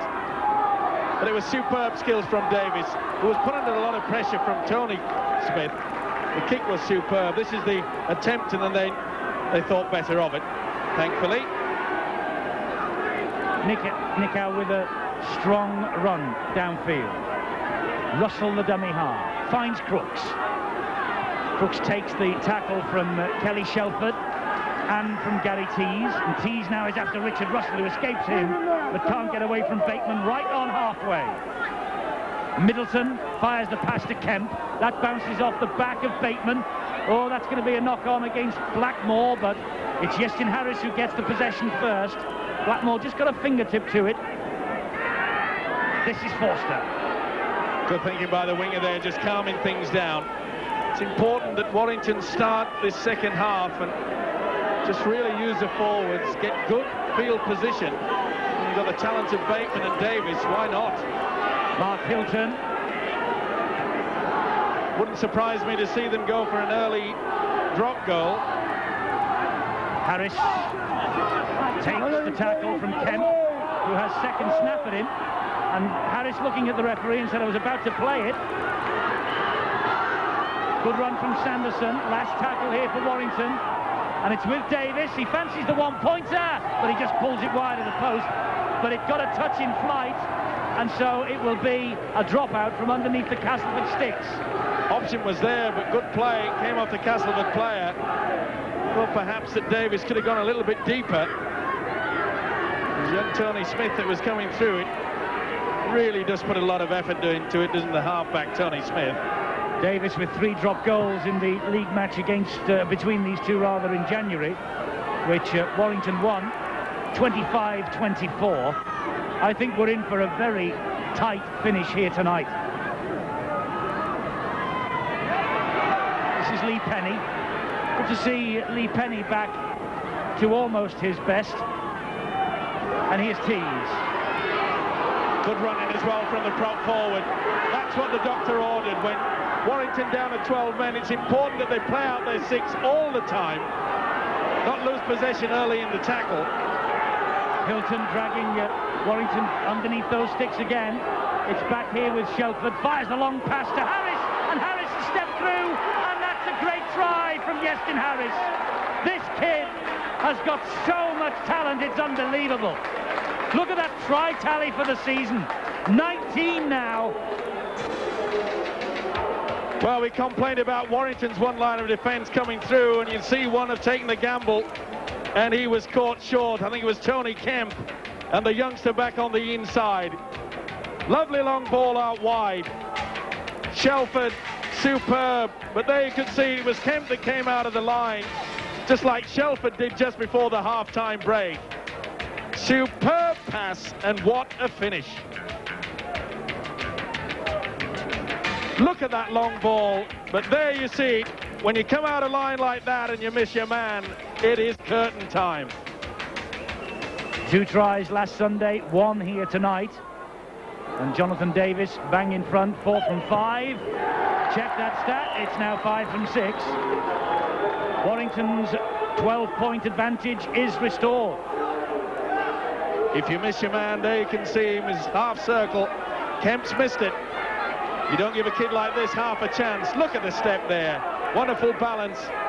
He really is a star for the future. He's only 18, he's got such talent. He played standoff, remember, against the Australians, when he was pressed into the role for his country. But my word, he's making quite a stab at it here tonight. So, Steve-O, the 12 men of Warrington, they've bounced back up off the canvas tremendously well. It's amazing, isn't it? Sometimes 12 just pull out more effort than the 13. Well, they roll the sleeves up, haven't they? Hard work from the forwards and skills like this. But that really should never have been trying to pass on. That was Harris then who tried to get the ball away. Just a little bit too enthusiastic there. With overconfidence coming through. But you need confidence in this game. That could have been a half chance, but I'm afraid Penny had already sailed past. It's a hard task now for Castleford. Chris Smith, one of the Castleford young guns. We've been full of praise about the young men of Warrington, but here's one of the older heads of Castleford Blackmore, and it was a tackle from Bateman on him. Here's Chris Smith again, now another of the great youngsters they've got at Weldon Road, Goddard. Russell the dummy half, long pass, Nickow. Here's Tony Smith, they're loaded out wide, Kemp gets it to Hay, here's Flowers, oh! Try-saving tackle, how about that from Roper? And that ball is hacked dead. It looked all the world that Castleford were on their way for 4, but what a tackle in the corner. He's hurt himself as well as Roper, but he did well, did Flowers, to stay in, and he was not tackled completely. Not so sure this was the best option, but either way they've got the ball back from the dropout from underneath the sticks. Try saver there from Roper. Castleford were loaded on Roper's wing, and he did so well to position himself for that tackle. Chris Smith, 19 years of age, this Castleford winger. Well, that's what Castleford have to do, of course, with having the one-man advantage. The overlap will be created. As you mentioned before, even though they have a commanding lead now, there's still a long way to go. Morrison, lovely run, spinning in the tackle, no one there, coming up on his inside. Here's Tony Smith, misses out Crooks and finds Kemp. Kemp gets the ball out wide again to Blackmore. There's Flowers, must score this time, and Flowers does. There was no denying Castleford then, and Jason Flowers, back after missing the last 2 matches. He's only 20, and that's his second of the season. If at first you don't succeed, then try again. The dummy runner from Crooks, once again from Sampson. Beautiful ball from Kemp, and look at that pass from Blackmore. That was superb, and Flowers failed a few seconds ago. He's over this time.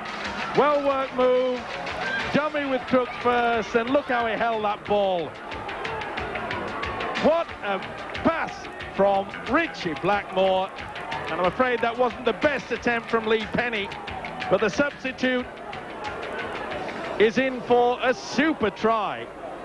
Well, he was an impressive understudy for Graham Steadman in December and January. Jason Flowers, the Academy International, knocking on the door of his first team at Castleford. And with young men like that, the future of Castleford in safe hands. Great to see again so many youngsters coming through in this game. And great to see the likes of Lee Crooks battling it on for the elder statesman of the big league. 31-year-old Lee now, 19 Great Britain caps. A season of milestones for him, 1,000 points this season and 500 goals for Castleford. He's reached those 2 points in his career. Kicking like that, but unfortunately just didn't have the legs. 18-26. You see how the Arab man Sampson would use it a dummy, and it sucks in the two defenders, which is half circled. That enabled the overlap. Once he got the ball away, committed the full back, but I'm afraid it wasn't the best attempt. Either way, Flowers is in. Yes, Jason Flowers. Another 4 for Castleford. 26 to Warrington, 18 now to Castleford. Long way to go, 10 minutes of the second half gone, that's all. Andy Hay. He's only 21 as well. They say that you're showing your age when the policemen look old, Steve-O. They look young rather, but these lads who ply their trade in the big league, tremendous to see them. Sure is. I'd have a look at policemen, Eddie. Sampson, tackled by Sanderson. Russell is the dummy half. Tees appealing that Castleford didn't play the ball properly. Crooks with a kick over the top. Tried to chip it through, but only found touch on the full. Well, he raises his hands to his fellow teammates and says, sorry, fellas, that wasn't the best kick. I think, though, Steve-O, they're attacking down that right-hand side. A little pat on the back of the head for Crooks from Richard Russell. 3 times now they've gone down that in towards that corner. Well, the key is to drive into one section and then get the overlap. Remember, Warrington down by 1 man. It's all a matter of just getting that extra space. And as you mentioned, just after the kickoff for the second half, can Warrington hang on? And that's why I knew it was important that Warrington would go for the 1 point on every opportunity to get near to the Castleford quarter. With Harris. Plays the ball quickly to Sanderson, and Sanderson finds Wainwright. Warrington at the moment just running up the cul-de-sac. Davis clobbered there by Andy Hay on the last tackle.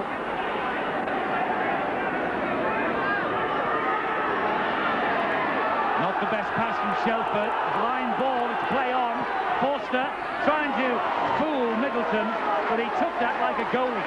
Gee, he did well, Middleton there. Oh, slip catch, superb stuff. Simon Middleton, 13 tries this season for the winger. Good defence there. Needs solid drives now from the Castleford forwards like that. Sampson really tearing him through. See how he's sucking in the defenders. Now this is where a quick play of the ball will catch him with the overlap. It's Kemp and it's Nick Howe. Nick Howe through one. Support there from Smith, but he was impeded in back play by Barlow. Got to be a penalty, and Barlow's on his way to the bin. Takeri Barlow is in the sin bin. No doubt he impeded Tony Smith in back play, and Barlow goes, so Warrington now down to 11. Well, it was a bad mistake from Barlow just before half-time that offered Castleford the lifeline. That's when Tony Smith scored, and you can see there Barlow has taken him out. Not so sure that Tony Smith should have thrown the 2 little punches. Well, that could be committing suicide for the Warrington side. Beautiful break from Tawira Nikau. He's all class, this Kiwi. Wainwright did the right thing. It was a superb tackle, but to no avail. Meanwhile, in the background, that man was giving away a penalty, and this could well turn the game. Good indeed. Warrington already down to 12 and now down to 11 for 10 minutes. And Crooks from bang in front finds the mark. Crooks has kicked an extra 2 points to Castleford's total, and it's going to be a big defensive effort needed here now from Warrington to hang on. Here's a break again. You'll see there's no option for the referee to do it. Smith should really not have done that either. He was frustrated, and I think you'll find that Jonathan Davis will take quite a long time to get the game restarted. David Elliott has come on for Warrington, and he has replaced prop forward Gary Tees. Elliott returning after a 3-month absence against Castleford in February. He's been 5 years at Warrington, and he's on the field now. There he is, first in the tackle on Andy Hay. Well, that's the reason why Brian Johnson's brought him on. Fresh legs. Fresh legs and a man that will tackle his heart out. He's a good worker. I think he'll have to be. Here comes Nick Howe. Nick Howe almost through, and Foster did well with a bit of help from Bateman. Warrington, as they say here now, are starting to blow for tubs. Russell, again, they've got men out wide. Kemp cuts back in field. Good tackle that was by Wainwright. Last tackle it is for Castleford. Russell drills the ball along the ground. Roper picks it up. Well, Crooksy had a look there at Russell for kicking that ball. Really, it should have gone deep. Not a short kick for the touchline. Should have been right down into the corner. Not the best option from the hooker. Lee Penny, tackled by Richie Blackmore. Hilton. Brooks and Kemp had to be smart to keep the youngster out. Still a long way to go in this game, and I think it would be fatal for Warrington to score. This is Wainwright, and that was a great run, and Jason Flowers stood up to him well. It looked like he was in. Warrington still haven't finished. This is Harris. Applied the brakes through the dummy, gives it to Elliott. Elliott helps it on to Bateman. Bateman for Davis. One-pointer! One-pointer for Davis. Just stretches Warrington's advantage, eats up the clock. And what a run it was that set them up for this. And he wasn't going to miss the opportunity. Beautiful run. This youngster really is all class. Star of the future. Look at the stride there. Kept his cool. He knew that possession was vital. Not so sure he played it right on the spot, but look at this. I'm going to take the opportunity, and he did. He knows the importance, does Davis, of that 1 point. I'm just going to say, plenty of time, Eddie, in this game. It will be fatal for Warrington to just close everything down now. They've still got to do thrusts and run from dummy half. They can't play one-out football all the time now. Incredibly, that one-pointer from Jonathan Davis is 5th against Castleford this season. 3 in the first league meeting, 1 here tonight, and 1 also in the Challenge Cup tie against them. In all, that's Davis's 11th drop goal this season. Harris, Wainwright. Warrington are down to 11 men, but they're attacking as though they're at full complement. Harris stepping, still going, Harris. Desperate defence from Castleford. It's here now with Shelford. Long pass out wide, intercept was on. Chris Smith, the field was begging, and Chris Smith dropped it. It was in the breadbasket. Oh, the icing was there. The candles fell off. He picked it right. It was absolutely superb positioning. Talk about a cake sagging at the wrong minute. Someone slammed the door. Takiri Barlow, less than 5 minutes to go in the sin bin. Warrington attacking with their 11 men. Davis. This is Bateman, and here now is Harris. Castleford standing off him. Good thinking by Harris. You see how he brought it back again towards the post. He knows that Davis is going to be hovering near the end of the tackle count. Hilton with that little drive. Warrington are 6 meters short of this Castleford line with Davis. Brooks watched him all the way, and that's how close they are now. It's 2 meters. Forster, the dummy half, but Davis taking it himself, and they've got a touch to that. Oh, Colin Morris has said no, and Davis knows how close they were. Well, it'd be interesting to see what happens as a hand gets there. I think it's Forster's hand. I reckon it's John Davis' hand. Yeah, it is. Now then, controversial decision there from referee Colin Morris. With help from the touch judge. Of course, on the line would have been a try. Warrington are not hanging round to discuss that. They're getting on with it here with Roper. And Roper being bundled towards the touchline. Referee's voice says held, and he's lost it. Has he lost it, or was it stolen? He's lost it. Knock on. Did Blackmore get away with it? It's a big smile to the crowd. I think you'll find Blackmore just pulls the arm away. No? It might have been Tony Smith. Well, the grin all over the face of Blackmore. Well, that's 2 tries that Warrington have had disallowed. There was one in the first half when Morris brought back a forward pass that never was, when Euston Harris was racing away. And now they've had one which looked pretty cool to me.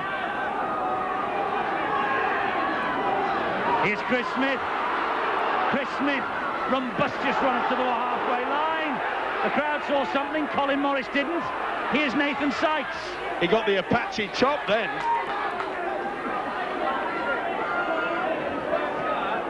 Nathan Sykes is on for Tony Morrison, by the way, as Dean Sampson tries to swat the tacklers away. This is Tony Smith.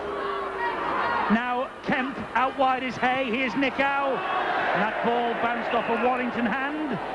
Was Roper. Jonathan Roper got his fingertips there. It's a neat little run around with Nick Howe. And Roper has saved the day. Well, this is what the Castleford crowd were appealing for, and rightly so. A rabbit punch from Lee Penny almost. Flowers. Well, we're in the last quarter, and Castleford's most productive spell arrives. It's Warrington's worst spell for conceding tries, but also their best spell in opponent's territory. Here's a possibility for Castleford with Sampson. Good tackle by Roper. Kemp. Looping pass into the arms eventually of Nick Howe. Here's Sykes. Now Middleton. One-on-one with Bateman, and he beats him. Simon Middleton puts Castleford well and truly in the hunt here. There's a fight in the background. There were punches being thrown all over the place. Now then, has the try been given? Not yet. I don't think he's pointed to the spot. The referee wants a word with his touch judges. Morris is going bananas with Jonathan Davis. Holding the clock up. I've not given it yet. I read that. The referee has not given the try yet. He wants a report from his 2 touch judges. There was a right punch-up in back play as Middleton skated past Bateman. Well, there was a dummy there from Crooks that set it all up there. It was a nice pass, and there you can see the punches being thrown. Tony Smith and Shelford were really getting into it. Then they all joined in. Sampson, look at that great run. Could it be to no avail? Long ball out wide. Nick Howe did well to get it out. You could see they were running out of numbers. The step inside. Now then, has he given it there? And then Nick Howe in the background. They were having a go. They missed, and then they went again on the second stanza. So there's a fight on one side, and then a punch-up on this side, and while all that melee was going on, Middleton touchdown for the try. But what's the referee going to give? He's calling the 2 captains to him. Davis says no try. Crooks is nodding. He says yes, it's 4. Well, let's see who's going to be the best diplomat out of the 2. Well, Davis looks disgusted. Well, it looks like the European Council's gone against him.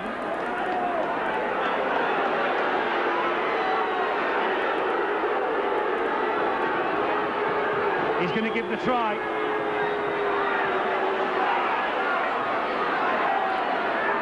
Try's given. Middleton's try stands after the great debate.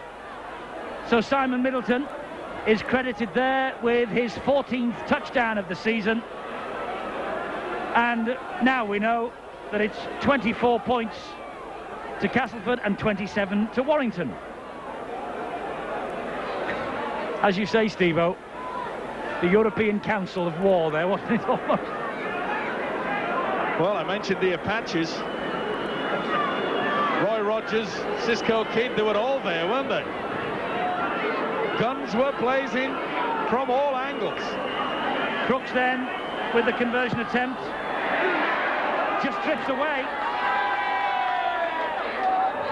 24-27. 3 points, the gap. Well, while all the fisticuffs are going on in the background, Nick Howe got on with the job. Substitute on the inside. Middleton carried on. I'll take the 4. Ball out wide. Nathan Sykes joined in. They just run out of numbers, I'm afraid, did Warrington, which is not surprising. One man sent off, another one in the sin bin. Middleton's try, but you saw on that replay, Nick Howe was having a right old scrap. And bear in mind, there was another punch-up going on the other side of the field earlier. Castleford are lucky to have that 4 chalked on. Sure was. Tony Smith took on Kelly Shelford. Talk about David and Goliath. He stood his corner, though, did young Smith. Takiri Barlow has come out of the sin bin, so Warrington now back to 12 men. If you're just tuning in, Bruce Maguire sent off for Warrington in the first half. It's been a mighty effort from the men from Wilderspool. 24-27, though. This match will be won in the next quarter of an hour now. Well, you know, they deserved a try, you know, with that wonderful run from Dean Sampson. Grit and determination, 40 yards downfield. Chip over the top from Kemp was straight down the throat of Roper. Chase was good from Castleford.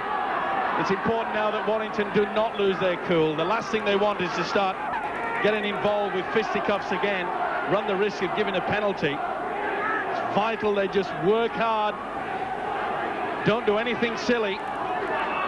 Warrington's half in terms of possession. Men like Mark Hilton out there to steady that ship down. Here's Wainwright.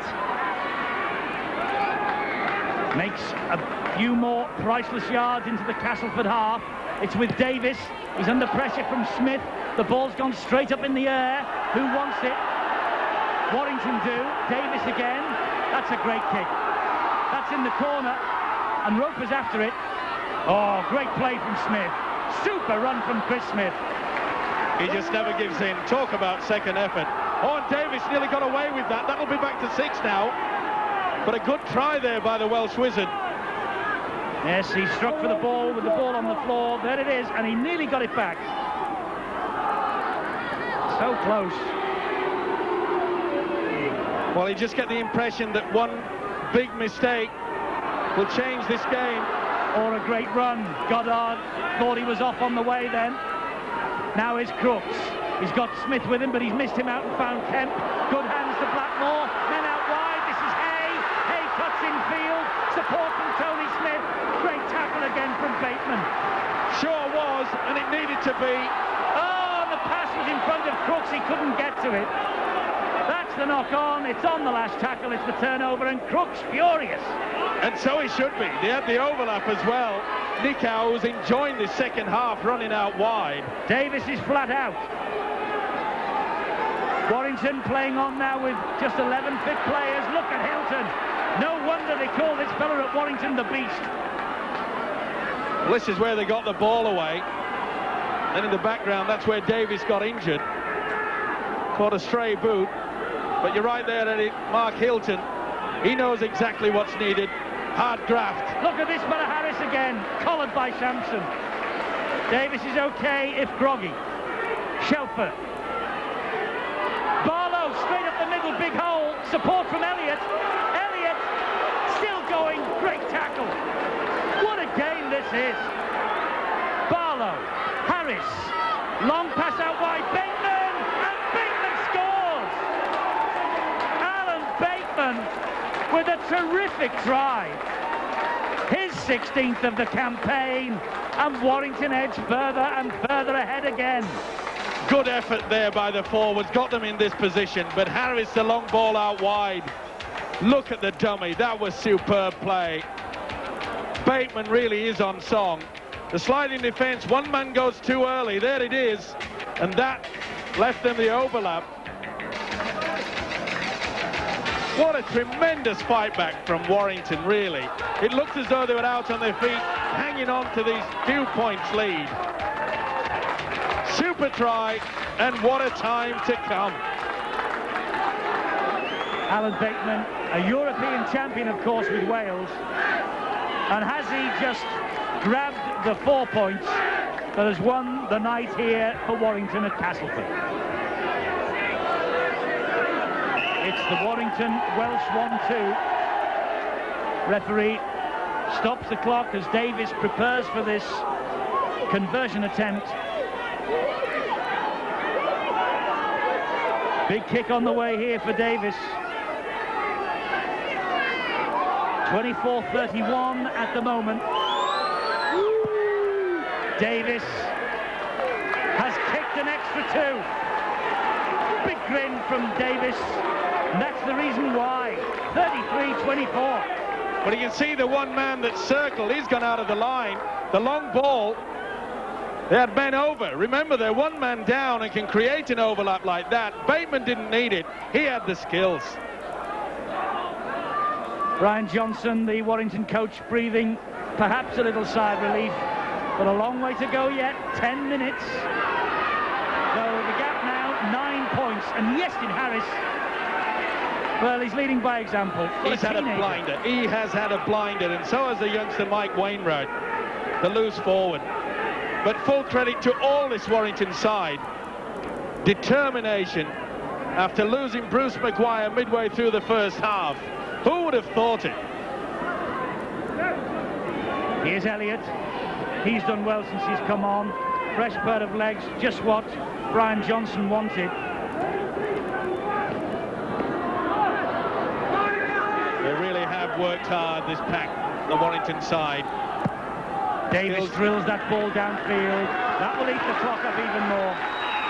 The experience and the silky skills of the kicking game. Bruce Maguire watching on from the tunnel, wondering what might have been in a personal point of view. But he's watching a brave Warrington performance here. And it's the Warrington supporters who have travelled across the M62 who are leading the cheering at the moment. Davis with a good tackle on Chris Smith. Kemp is the dummy half. Here's Blackmore. Well, who would have thought it? Warrington down at one point to only 11 men. They were being cut to ribbons by a Castleford side, and then all of a sudden Warrington get the ball, hold the possession. They're doing the right thing. It's not over yet, and neither is the championship race yet, courtesy of Halifax on Wednesday. Can they do a repeat on Sky Sports 2 on Sunday evening? Plus again highlights from all the other First Division games. Nick Howe drops it. Eyes off the football, looking at the would-be tackler. He knows that the time is ticking away.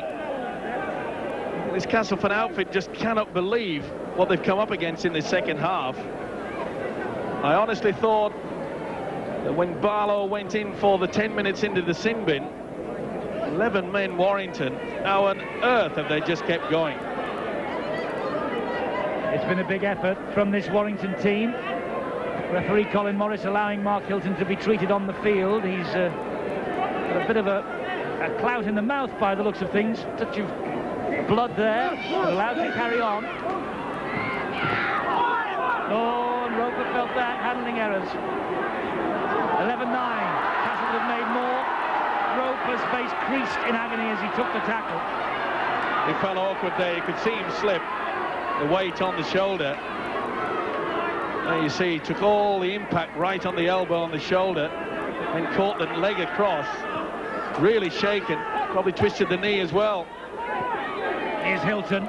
No wonder Warrington want him to stay on. And Roper limping away, but he stays on the field. He has to now, doesn't he? Although Francis Maloney, of course, is still on the bench. Warrington have not introduced him yet. Wainwright still. And a good job that Nathan Sykes got an ankle tap. It's a chance of another drop goal for Harris. Harris instead chips it for the corner, and Middleton picks it out of the air. But Forster's there to bring him down. Nice little chip over there from Euston Harris. Good think, and he wanted to go for the one-pointer. This has been a tremendous performance from Warrington.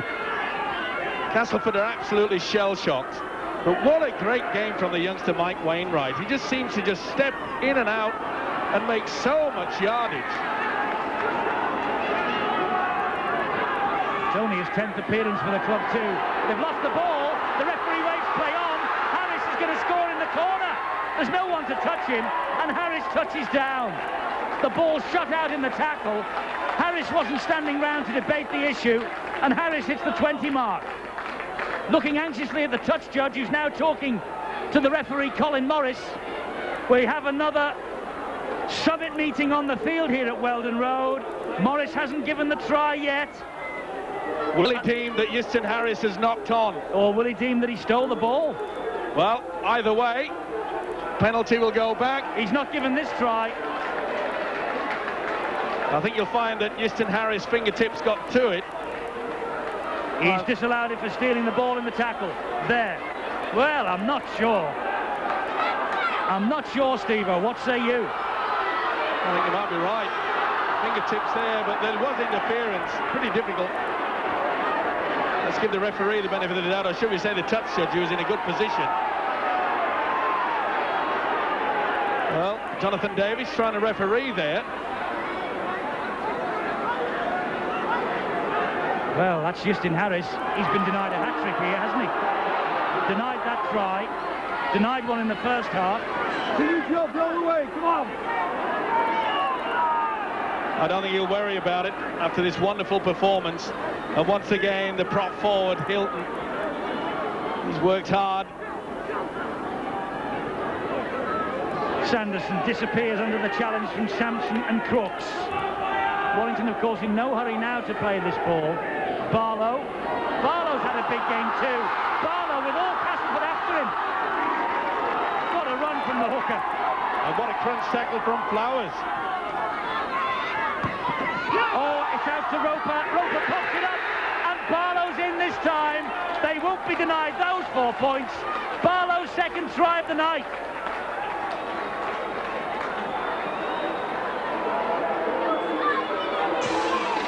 They just can't keep them away. Look at the break there from the hooker. As Eddie mentioned, he's had a fine game. The step on the inside, it was a big collision with the substitute Flowers. But then the call on the blind side. He really is a talent, isn't he? Euston Harris on the inside from the winger, and the hooker gleefully accepts it. That wraps it up. But it's the call on the blind side. It's a wonderful thinker. And Roper back on the inside, gleefully accepted. It's all about using your brains in tight situations. Support play was superb. So to Kerry Barlow, the Kiwi hooker at Warrington. 2 tries tonight. And Jonathan Davis has kicked 6 out of 7. Terrace is emptying of Castleford supporters as Davis pulls that kick the wrong side of the posts. Castleford 24 and Warrington 37. Look how Harris comes from the open side to the blind. You can see the 3 Castleford players. They're pretty tight. They've got to move in quickly. And when he runs at the angle, look at that delayed pass. Beautiful step there from Roper, and the support, supreme. So Barlow's try looks like continuing this grim run for Castleford against Warrington here. John Roper with the pass inside to the hooker. Castleford have not beaten Warrington in 3 years here. And March 92. And they failed to find the 10. Crooks trying to get possession back from the old-style kickoff we used to see many years ago. Desperation stakes now. He knows it's a forlorn hope. I don't think that Lee Crooks can believe it. But let's not take anything away from this Warrington outfit. It's probably been one of the gutsiest displays I've seen from the Wires for many a day. Yes, 12 men for all but, what, about a quarter of an hour or so of the match. And Maguire sent off. It has been a very gutsy display. And there's nothing fluky about this, Steve-O. They've lost the ball there. What's the decision of the referee here? I think it's a penalty to Castleford because he didn't play the ball properly. Well, he just threw it behind him. Never made any attempt to get up and play that ball. Well, he's been involved, hasn't he? The hooker, Takira Barlow, 10 minutes in the sin bin, threw away a silly pass that allowed Castleford to get back into this game just before the half-time. But he scored 2 tries. He's had a big game and a big impact. Tony Smith, lovely backhanded pass to Jason Flowers, who spins out of danger, but then is collared by Michael Wainwright. Plays the ball to himself. I'm not so sure that Wainwright wasn't stood in front of him. If he wasn't, maybe he should have been penalised there. Wainwright, that is. Ball's gone to ground. Ball's found touch. A relief Warrington side, seen that ball go over the whitewash. Davis got a fingertip to that and then also got a boot to it, but he won't mind. It was tripping, and I'm not so sure that he played it on the mark. He was facing on an angle. Either way, he got away with it. And this won't be pretty stuff. This will be short, sharp and sweet. 5 seconds to go to stoppage time, and we've seen Colin Morris hold the clock up several times in this match, so there could be plenty of this. And there'll be plenty of this. Runs from dummy half from Warrington. And then the big kick from Davis.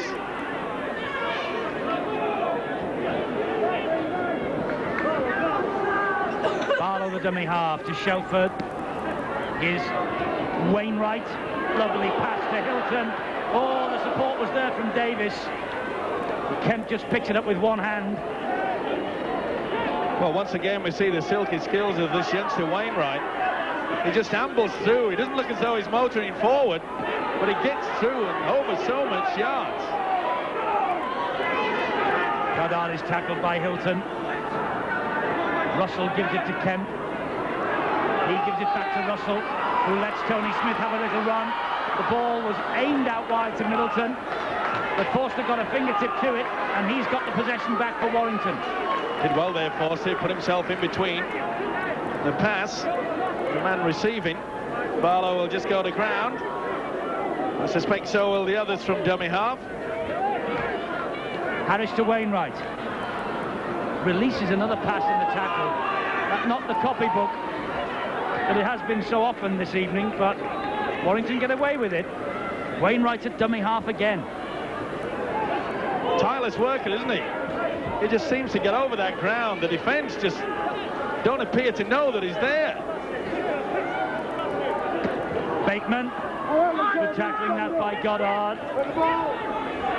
Yestin Harris is in at dummy half and will just drill it down the line, eat up the clock.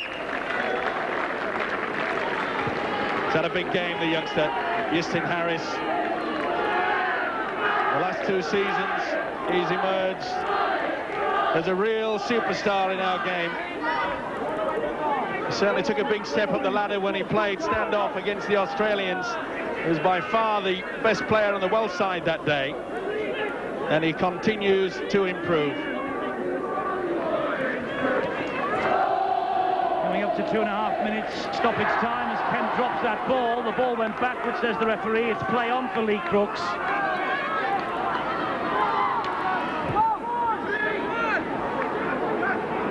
Russell from dummy half. Freddie Castleford, they're keeping it going right to the death. But it's Warrington's night.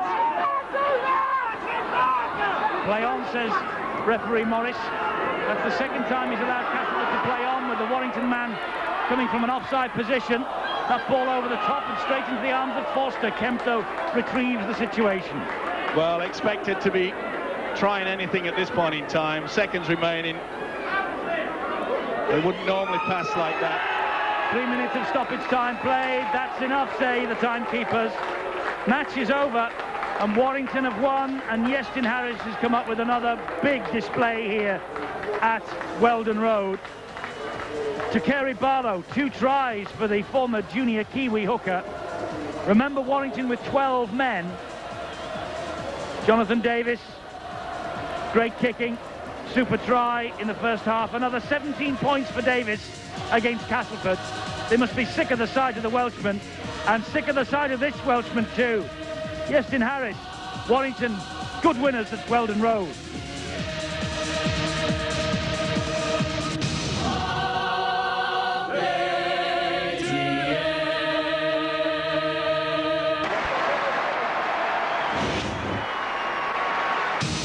Seize the day.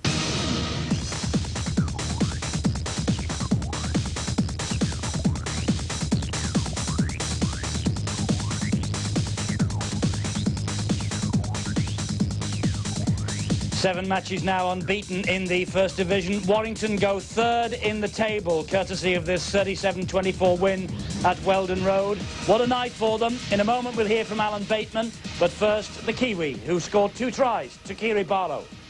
Kerry Barlow, for 12 men, at times 11, when you were in the sin bin, to pull off a victory like that is some achievement, isn't it? It is. It's a great all-round effort from the guys.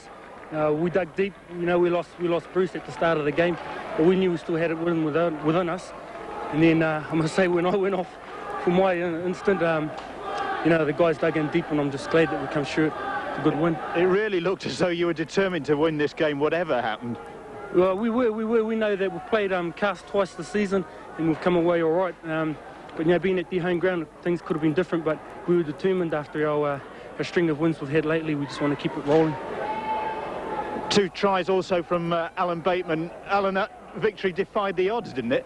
Yeah, we come up well. Although we've won the last couple of games up here, so we were confident. Yeah, to get someone sent off so early in the game, we had to knuckle down all the harder. And the boys played tremendously today.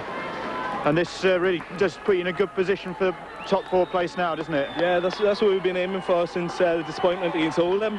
And I don't think we haven't lost since. So hopefully we can keep on going for the rest of the season like that. It's the Kelly Shelford's lucky shirt. Yeah, or he's too big for the other one, I don't know. It's a standing joke in that Warrington dressing room, but there'll be no joking about that. In the Warrington dressing room just now, they've moved third in the table. That's where they finished, of course, last season, third. And they're tucked in there behind Wigan and Leeds at the top. It's a real scrap for the top 4 in the Stones Bitter Championship, isn't it? Top 4, of course, guaranteed home ties in the first round of this season's Premiership. And Paul Cullen has been watching this match.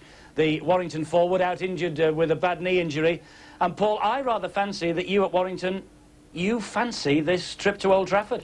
Well, we certainly are a side in form now, and I think with the form of players like Mike Wainwright, Iestyn Harris, Kelly Shelford, whether he plays 6 or 7, these guys are playing superbly well and are leading the Warrington side from the front, and both Harris and Wainwright are still under 20. So the Warrington critics, the knockers, will take a step back because we are a team that's alive and kicking. Paul Cullen is the commercial manager, of course, at Warrington. He says when they win at the weekend, he sells on Monday. If they lose, there's no point in going in. I think you'll be in at 9 o'clock this Monday, won't you? I may be in there tomorrow on Saturday. We'll have some extra merchandise out on the counter. That was a great win from Warrington. I thought at one point we were going to commit suicide. The early tackle 1, tackle 2, tackle 3 surrendered far too much ball, far too much field possession. But the lads dug in. I mean, Kerry Barlow said they were going very well. Great passion from the Warrington side. Good to see. Great passion, too, on the terraces from the Warrington support. As Steve-O made his way into the studio here, he was asked to give Warrington a little praise. Off you go. Why not? They played magnificent.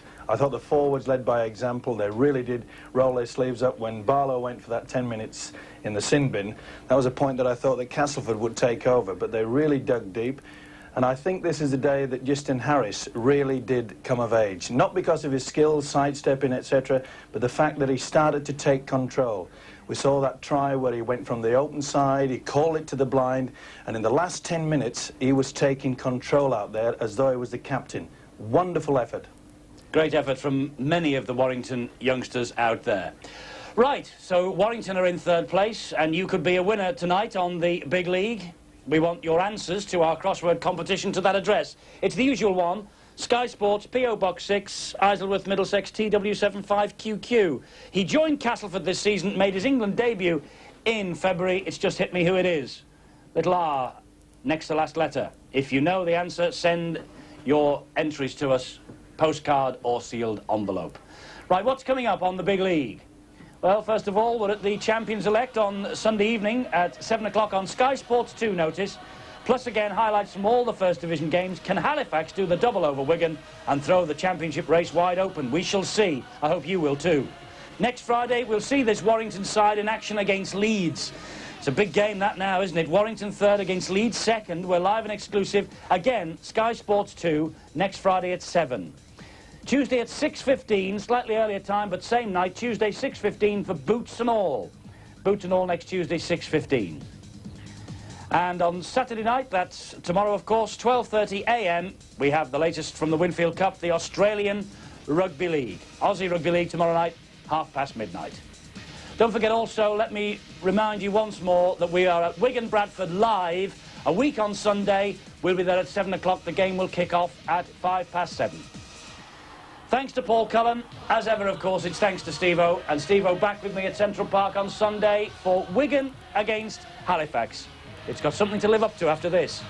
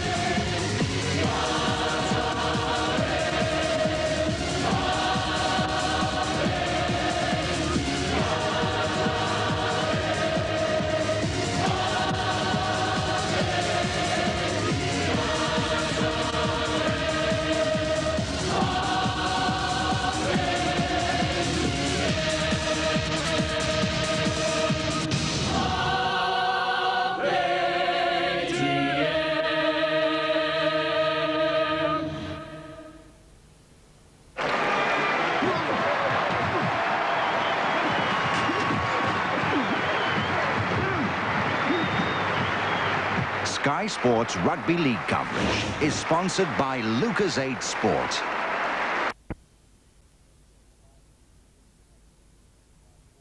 Move up the table with that win over Hibs. First Division in Scotland, Dunfermline, they've opened up a 2-point lead at the top. They beat Ayr, while Wraith and Dundee, the second and third place teams, they fought out a goalless draw. There's no change at the other end of the table. The bottom three clubs all lost today. Stranraer remained 3 points adrift. Second Division, last week's Cup heroes Stenhouse Muir lost today at Greenock Morton, but they remain top. That win for Morton moves them into second place. Bottom club Brechin drew with Dumbarton, and they're now 4 points adrift of Meadowbank.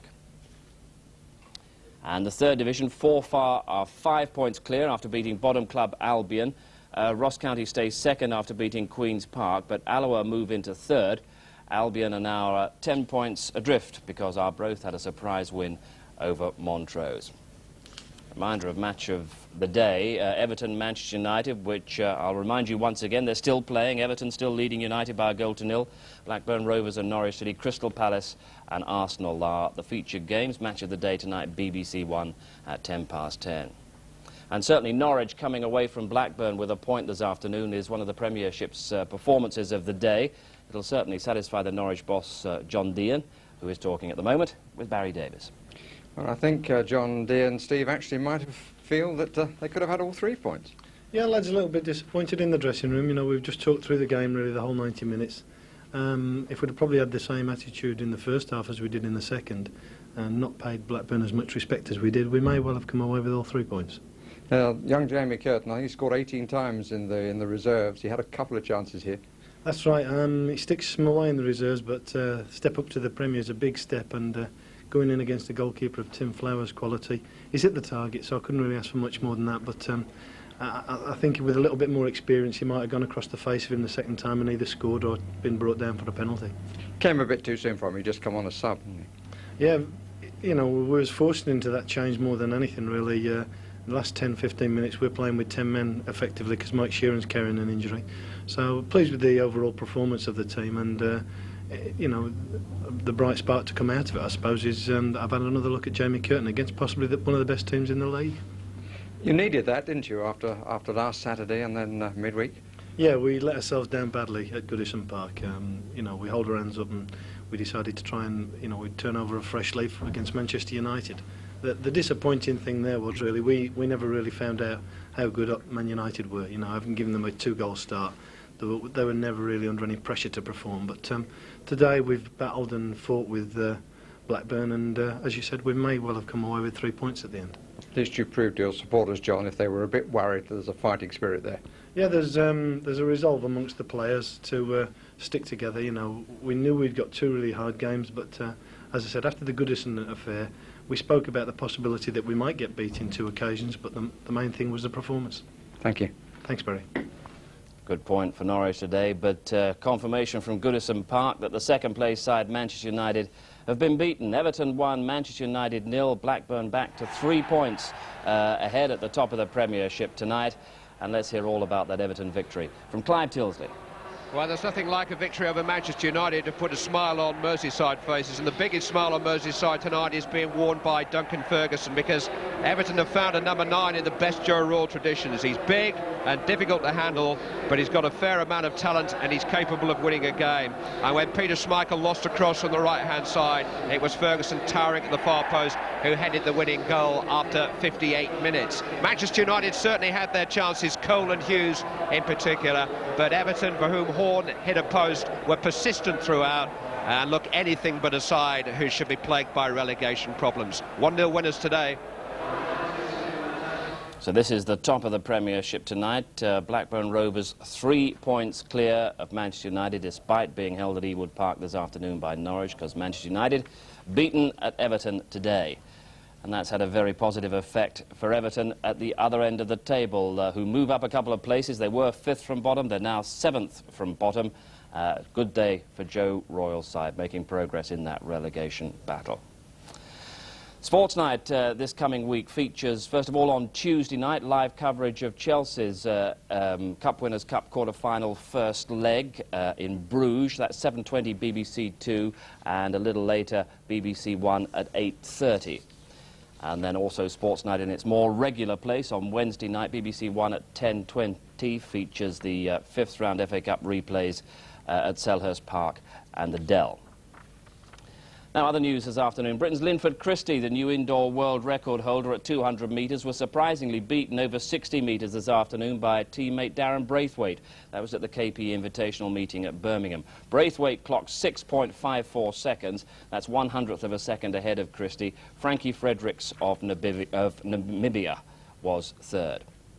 Big race for us at Haydock this afternoon was the Greenall's Gold Cup with 7 Grand National runners. It was going to give us strong indications to what might happen at Aintree in April. Here are the closing stages. Heading now towards the second last, and it's Riverside Boy by 3 lengths to superior finish. Then Nuaf on the near side from Vicomte de Velmont. Heading towards the second last, Riverside Boy jumped it high and big. He landed 3 in front. Battling on now is Nuaf on the near side, followed then by Superior Finish, who's run his race from Run for Free at Vicomte de Velmont. 1 left to jump at Riverside Boy, 3 in front of the Irish challenger Nuaf on the near side. Over on the far side is Riverside Boy getting weary. He jumped at a length in front of Nuaf, who's out after him now. 4 or 5 lengths then to Superior Finish, and further back Vicomte de Velmont. They're on the run in now, 100 yards left to go. He switches Nuaf to the far side. Nuaf now challenging Riverside Boy on the near side. It's Nuaf and Riverside Boy locked in combat. 100 yards left to go. The Irish challenger Nuaf on the far side is a length in front. Riverside Boy trying hard, but it's Nuaf who's going to outstay him, I reckon. Nuaf has got there for right, and he wins the Greenall's Gold Cup. In second placing is Riverside Boy, very game. A long gap then of about 12 lengths to Superior Finish, followed by Vicomte de Velmont. And after so many near misses, at last Nuaf has won a big one. The Greenall's Gold Cup presented to the owner, John Doyle by Mrs. Leslie Thomas, wife of Andrew Thomas, the chairman and chief executive of the Greenhalghs Club. Whedon. So today's result prompting the bookmakers to cut Noaf to 20-1 from 25-1 for the Martel Grand National at Aintree. Noaf may also go for next month's Gold Cup at Cheltenham, but Noaf winning this afternoon at Haydock Park 4-1 ahead of Riverside Boy and Superior Finish. Day's big race at Kempton, the Racing Post Handicap Chase was landed by the French-trained Val de Laine at 11-2, who beat Southolt in second place, 14-1. Antonin was third at 12-1. A rugby league, we've seen a great performance from Oldham this afternoon, winning 17-6 at Warrington to earn a place in the Challenge Cup quarter-finals. Draw for that will be on Monday, and we'll have one of those quarter-finals live in Grandstand in a fortnight's time. But that's just about the sport for the afternoon, apart from to remind you that at the moment, over on BBC Two, there's further coverage of the World Indoor Bowls final, the pairs final, Richard Corsie and Alex Marshall against David Bryant and Tony Alcock. Tense battle that we were enjoying earlier. It's on BBC Two at the moment. That's it for now. Next weekend, it's the next episode of the Five Nations Championship. Attention on Murrayfield for the match that could produce a Grand Slam decider. It's Scotland against Wales in Grandstand next weekend. Bye-bye.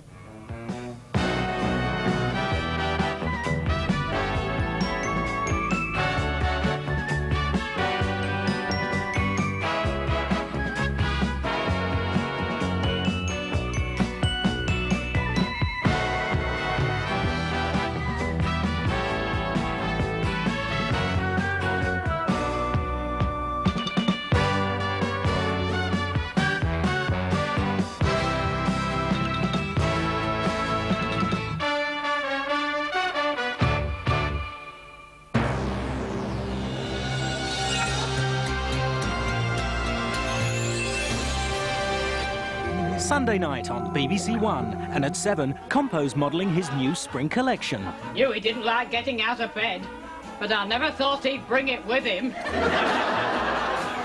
For Henry, there's a trip to Bath. It's a murder. A couple of young girls.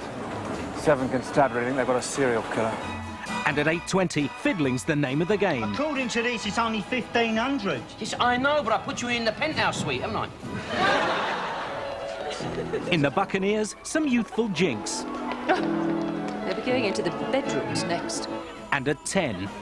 Good night. I suppose this is what I pay my licence fee for, is it? Sunday night on BBC One. Popeye in 15 minutes after the news now on BBC One with Moira Stewart at 5:15.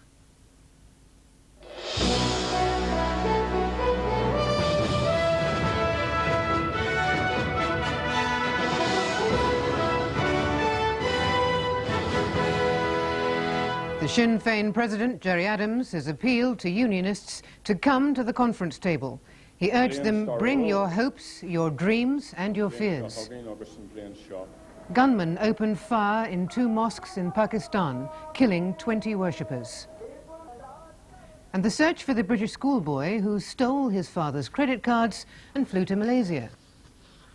Good evening. The Sinn Féin President, Gerry Adams, has appealed to unionists to join all-party talks on the political future of Northern Ireland. Speaking at Sinn Féin's annual conference in Dublin, Mr Adams said the discussion document published by the British and Irish governments last Wednesday was neither a solution nor a settlement. For 4 years, Sinn Féin was banned from using Dublin's historic Mansion House, so its return there is a mark of its increasing respectability since the IRA ceasefire. Gerry Adams said that had been unsettling, difficult and traumatic for many Republicans, and there were voices from the floor that underlined that. We believe in particular that the IRA ceasefire should not have been called at this point, as the British have not yet been shifted far enough. We make these observations in a comradely fashion and call on all Republicans to critically analyse the full implications of the direction we are being taken. The IRA's campaign has ended, but one group protested at continuing IRA so-called punishment beatings, one aspect the paramilitaries on both sides have not given up. But Gerry Adams, in his presidential address, said one phase of what he called our struggle had ended, with the new phase needing new thinking and new tactics. And he several times appealed to unionists. We are currently engaged in discussions with representatives of the British government, with the Dublin government and with the US government. We are in contact with all the main political parties on this island except the Ulster Unionist Party and the Democratic Unionist Party. I hope that we can engage also with them, and I believe it is only a matter of time until we do. On the framework document, he said it was not a settlement or a solution, and he said the two governments, particularly the British, should arrange all-inclusive talks as soon as possible. Dennis Murray, BBC News, Dublin. In Pakistan, at least 20 people have been killed by gunmen who opened fire on worshippers in 2 mosques. The attacks happened in the southern city of Karachi as Shiite Muslims gathered for early morning prayers. So far, no one has claimed responsibility for the attack, but sectarian violence in the city is on the increase. The funeral rites of the latest victims of Karachi's violence began early. The southern port city has a spiralling death toll from ethnic struggles, gang warfare, and now increasingly from sectarian violence between Shia and Sunni Muslims. In the first attack this morning, a group of gunmen took 6 men from a mosque congregation at random, put them onto the platform used by the preacher, and killed them as if in a firing squad. The attack had a particular brutality, coming as the worshippers gathered before dawn to launch another day of fasting at the start of the last week of the holy month of Ramadan. The others who were killed, a large group gathering for a funeral in another mosque, died when a gang rounded them up and again shot them at close range. All of the dead were Shia Muslims. There were street disturbances after the killings. Leaders of both sects blame outside agitators for trying to stir up trouble between them. But ancient rivalries have been fanned here by support from Saudi Arabia for the Sunnis and Iran for the Shias. On Friday, 33 leaders of militant groups believed to be behind the increasing violence were arrested, but the crackdown has yet to reach Karachi, a city increasingly out of control. David Loyne, BBC News. A soldier serving with the Royal Green Jackets in Cyprus is being questioned by police after a car he was driving hit a moped, killing its 2 riders. The accident happened as he and another soldier were returning from Larnaca to the British base at Dakalia. Police on the island said the 2 crash victims were both Pakistani students who were studying at a college in Larnaca. They said the soldier's car hit the moped and then crashed into a signpost. The driver and passenger had abandoned the car and run off. They were later caught and questioned, and police say the driver refused to take a breath test. He's been named as Lance Corporal Gareth Austin of the 1st Battalion, the Royal Green Jackets. A spokesman for the British Army on Cyprus said troops on the island would be staying in their quarters. The commanding officer of the 1st Battalion, the Royal Green Jackets, to which these soldiers belong, both in recognition of the tragic death of 2 young men, and also to avoid possible friction, has ordered his soldiers to be confined to barracks. The behaviour of some British servicemen on Cyprus has been criticised by local people before, and 3 soldiers of the Royal Green Jackets are already awaiting trial, accused of killing a Danish tour guide last September. Mark Weston-Turner, BBC News. A body found in the cellar of a house in Bradford is thought to be that of the missing teenager Nicola Iqbal. Nicola, who lived at the house with her mother and her mother's boyfriend Mohammed Ayoub, disappeared last June. Mr. Ayoub has been charged with murdering a man whose body was also found at the house last weekend. Hundreds of people have been demonstrating in the centre of Glasgow against proposals to extend the M77 motorway to Ayrshire. After a rally, they marched 5 miles to join environmentalists who'd camped out in protest at the road development. The latest protest in a growing campaign against plans to build a motorway link through southwest Glasgow. If the 7-mile section goes ahead, traffic should be diverted away from wealthy suburbs to cut through some of the poorest parts of the city. If the M77 wasn't good enough to go through leafy suburbs like Newton Mearns, then it certainly isn't good enough to go through the working class community of Pollok and Cockerhill and South Nitshill. The M77 extension has become a tricky issue for West of Scotland politicians. Labour councillors voted for it, and the Conservative MP Alan Stewart lost his junior ministerial post after a confrontation with M77 protesters. Police say today's march was illegal and they've taken the organisers' names for possible prosecution. Colin Blaine, BBC News, Glasgow. The Director General of the Prison Service, Derek Lewis, is said to be absolutely furious at plans to build a 6-hole golf course in the grounds of a Kent prison housing Category B inmates. The Governor of Swaleside Jail on the Isle of Sheppey put the plans for the £40,000 course out to tender before senior officials found out about it and banned it. The Deputy Governor said that it would have been used for the development of long-term prisoners. British and Malaysian authorities have stepped up their search for a 14-year-old runaway who flew to Kuala Lumpur after paying for the flight using his father's credit card. Peter Kerry disappeared on Tuesday evening after his parents banned him from going to a football match. The Kerry family is shocked and worried by just how far their 14-year-old son Peter has managed to get. He disappeared from their North London home whilst his mother was at work, and the rest of the family were at a football match he wasn't allowed to go to. 2 days later, he phoned from a hotel in Malaysia. He'd got there using his dad's passport and credit cards, but he'd run out of money. He thought they would find out that his credit cards were no good and that they would throw him out of the hotel. And he said, I think they're coming now, and then the telephone call was broken off, and I haven't heard anything since. His travels started at Heathrow Airport. He was able to buy a return ticket to Kuala Lumpur and board a Malaysian Airways plane, even though the photo of his father in the passport looked nothing like him. In Malaysia, the hotel he rang his parents from was near the border with Singapore.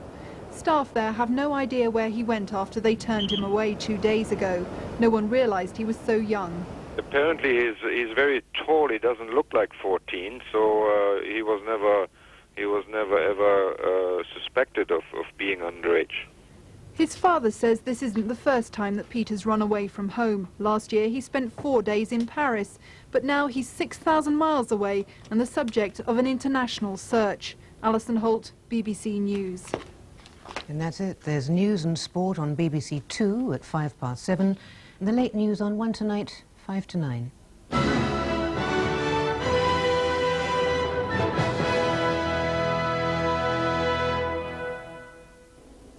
Good evening. Well, I'm glad I'm not an aphid, as a good few of them are not going to survive tonight's really sharp frost, the first one we've had for a long, long time. We have the winds now in the northwest. We've seen the back of those weather systems, but the chilly weather that we have at the moment is not going to last, because in a day or two's time more Atlantic frontal systems will bring wind and rain in yet again. Now, we didn't have all that many showers around earlier on this morning. Most of them were near the coast. The odd one was beginning to pep up inland, but we had a real rash of them this afternoon across the more southern areas. 1 or 2 of them have been heavy with hail and thunder, but those two now have begun to ease off. They're still going around those northern and western facing coasts, and that's where they're going to continue throughout the night. Some of them quite heavy with hail, bit of thunder as well. Further moderate falls of snow to come over those Scottish mountains. The odd one might creep onto the Norfolk coast as well. In those central and eastern areas, a widespread frost, quite a sharp frost in places, especially in the snow-filled glens of Scotland. Near to western coast, temperatures just about above freezing.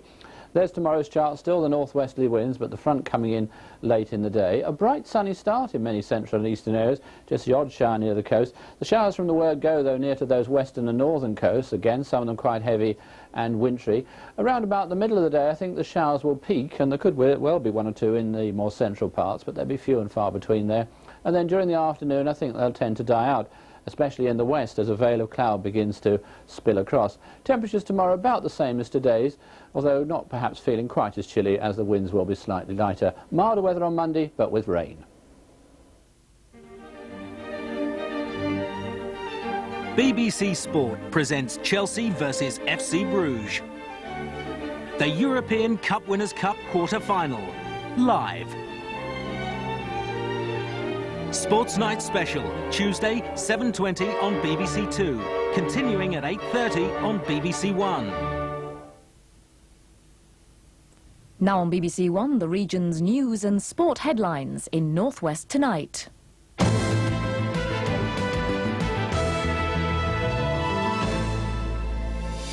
Good evening. The headlines. A council is to sue over Mr Blobby, and in sport, Everton bring Manchester United's unbeaten run to an end.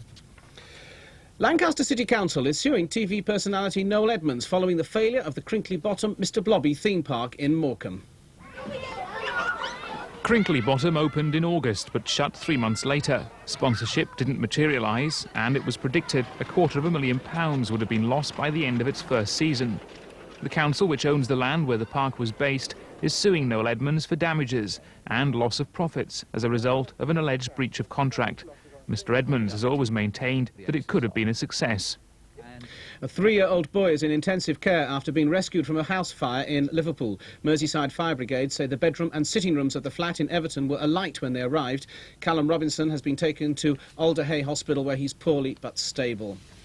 And it's been Haydock Park's biggest jump day of the year, featuring the Greenalls Gold Cup, but racing fans had another good reason for turning up early. Cheshire trainer Ginger McCain was the speaker at the opening meeting of Haydock Park's Saturday Club. The idea, over more than a dozen meetings, is to give punters the chance to hear about every aspect of racing. People nowadays like to go around racing stables, they like to know what's going on. They don't want to just come and have a bet, but they want to see behind the scenes. Today, Haydock was hoping for 12,000 visitors. That's welcome support in what's becoming an increasingly competitive sport and leisure industry. Manchester United's manager Alex Ferguson is reiterating that his wayward French star Eric Cantona isn't for sale, even though he's been banned until October. Cantona, meanwhile, has gone to Paris with his wife following yesterday's FA tribunal, which also fined him £10,000 for his alleged attack on a fan.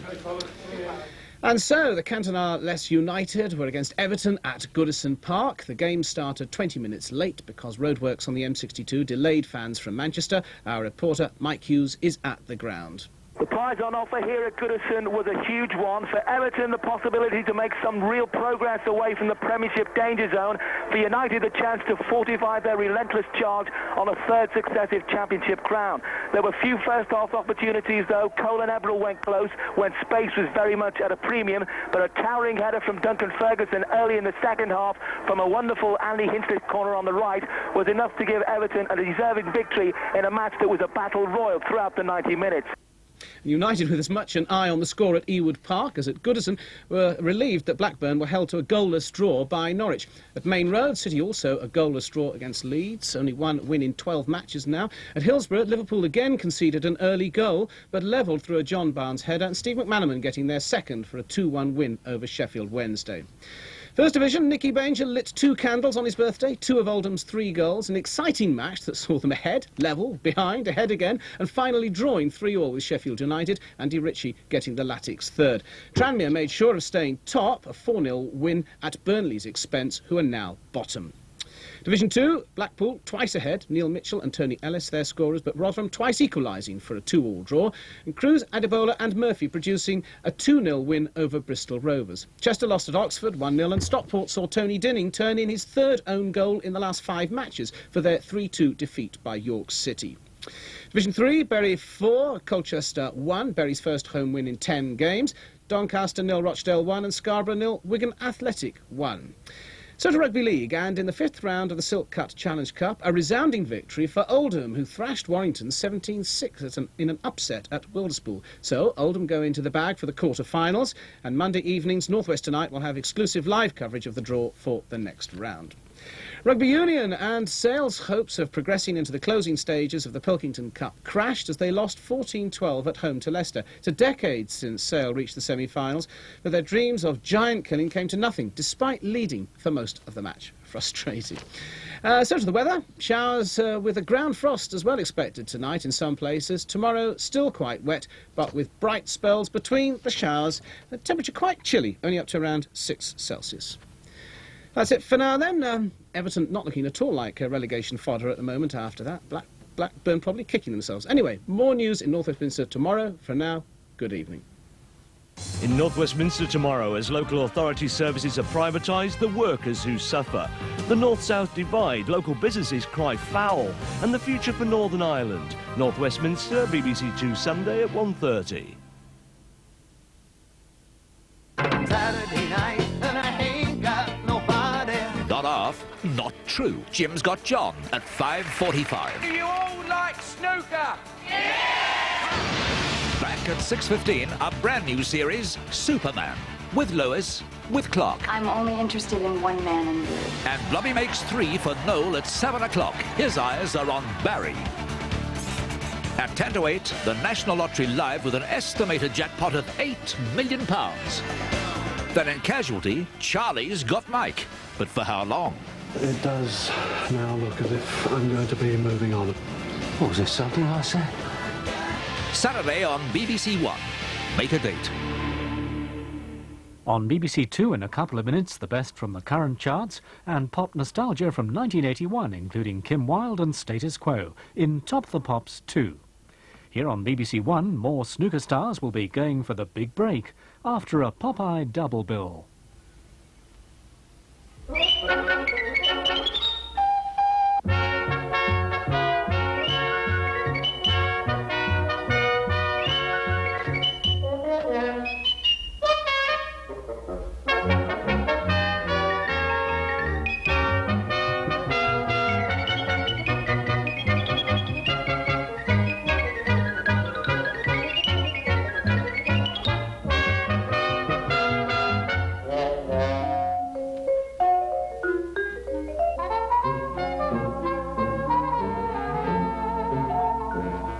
This Popeye Mechanics says it's easy to build your own swimming pool. Oh, only it's too hot to build a swimming pool. Oh, Popeye, if you were a gentleman, you'd build a swimming pool. It's too hot. Oh, imagine that of all the times. I want a swimming pool. You want a what? I want a swimming pool. I can't afford no swimming pool. Why don't you dig the kid a swimming pool, cheapskate? I ain't no cheapskate. Cheapskate? Cheapskate? I'll show you I ain't no cheapskate. I'll build you a swimming pool. Ha ha! Hooray! Come on, let's get our suits on. Now, this Popeye's Mechanics says it's easy to build your own pool. First step, dig a hole. Oh, that Brutus has got me shovel.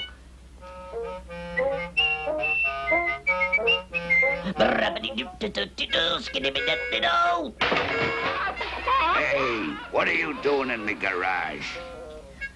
I'm just borrowing me tools back what you borrowed. Come back with your tools.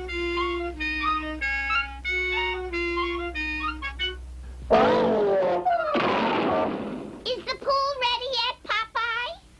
I just started. Oh. Hurry up, Slowpoke. I want to dive in. You ain't invited. So, I ain't invited. Well, then I'll steal the pool and I won't invite him. Are you ready yet, Popeye? Not yet. Slowpoke.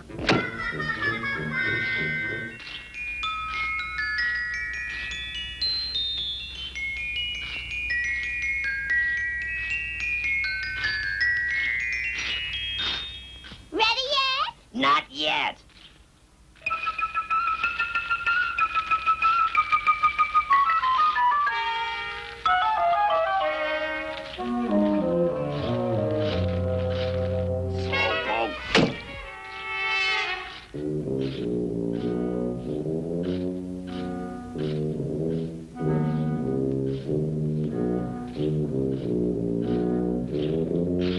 Ready yet? Not yet. Slowpoke.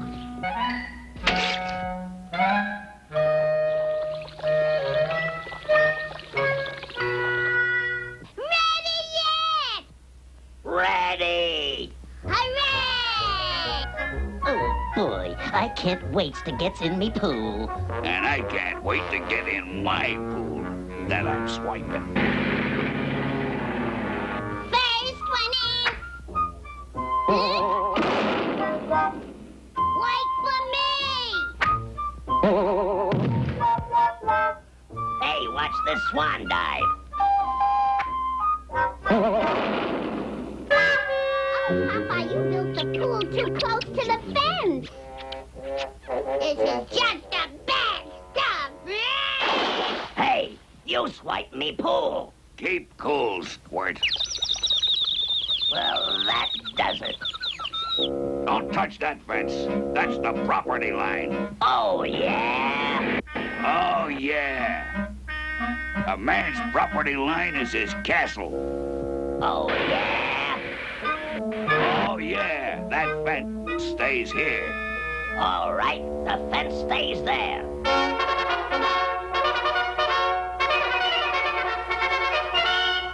And the pool comes here. Okay, we gets the pool, and you gets the fence.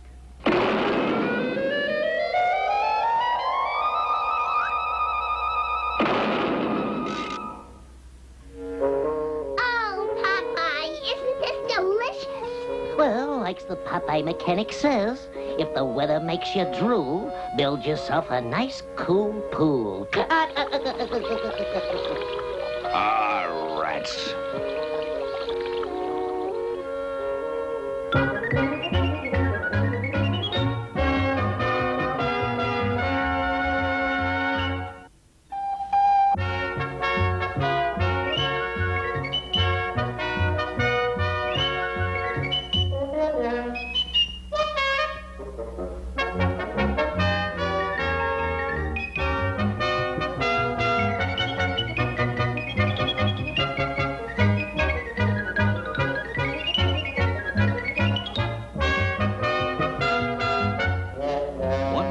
Sweet Pea strayed away to play. When it was time to go home... I'm lost.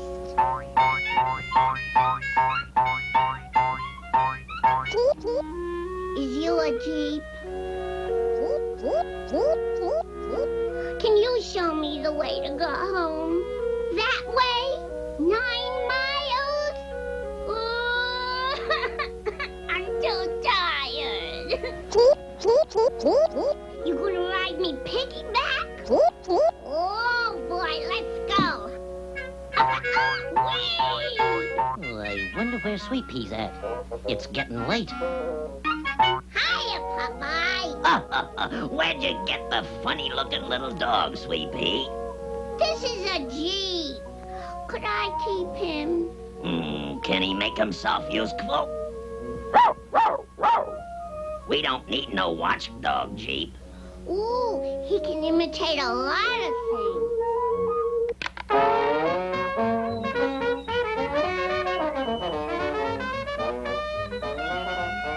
Oh, that's me favorite music. Only we got a radio. He's real smart, too. That's ship talk. And that's stop-and-go signals. Can he answer questions like, how far away is the sun? 93 million miles. That's right. Only he writ on me wallpaper. Oh, that's better. Okay, the Jeep can help you with your homework, so you can keep him. Hooray!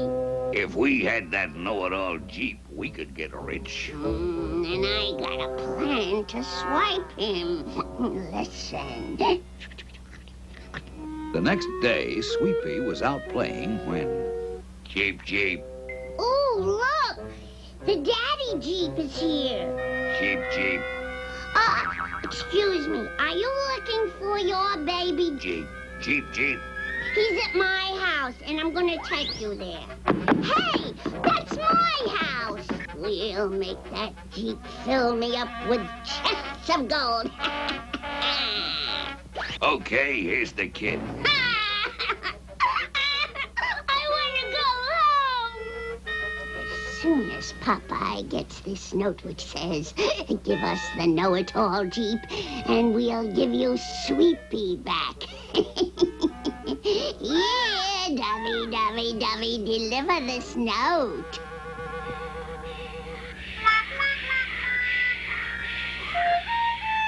Those rats has got me little Sweet Pea. You says you has a plan to outwit him? Okay, I'll do what you says. Let's go.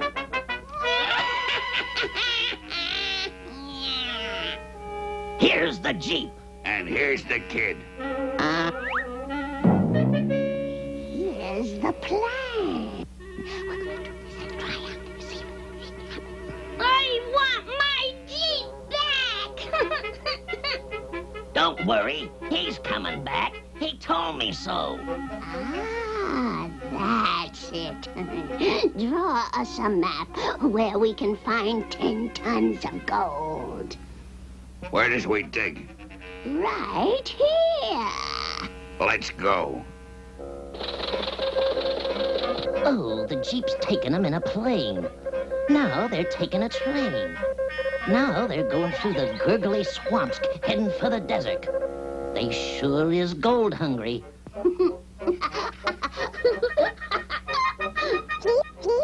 This is the spot. Well, start digging. Now they is digging for gold. Faster, Jeep. Hey, what's this? We dug into jail. Why, you double-crossing Jeep pile? What's the idea? The idea is that the Jeep don't play ball with no dishonest people. Dishonesty don't pay. Not this time.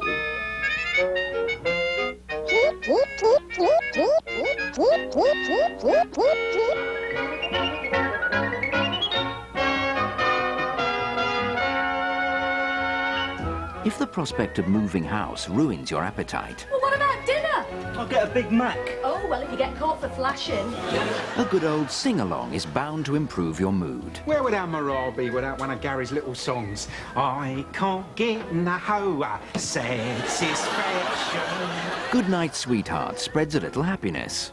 Monday at 8:30 on BBC One.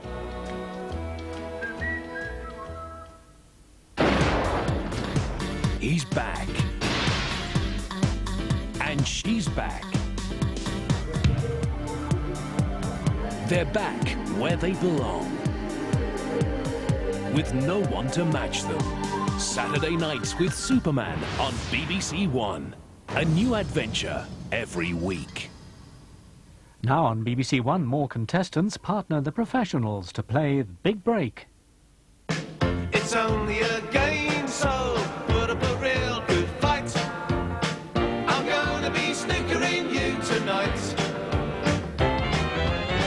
I'm famed for my aim, so you better believe I'm right. I'm gonna be snookering you tonight. Big break! Ladies and gentlemen, Jim Davidson.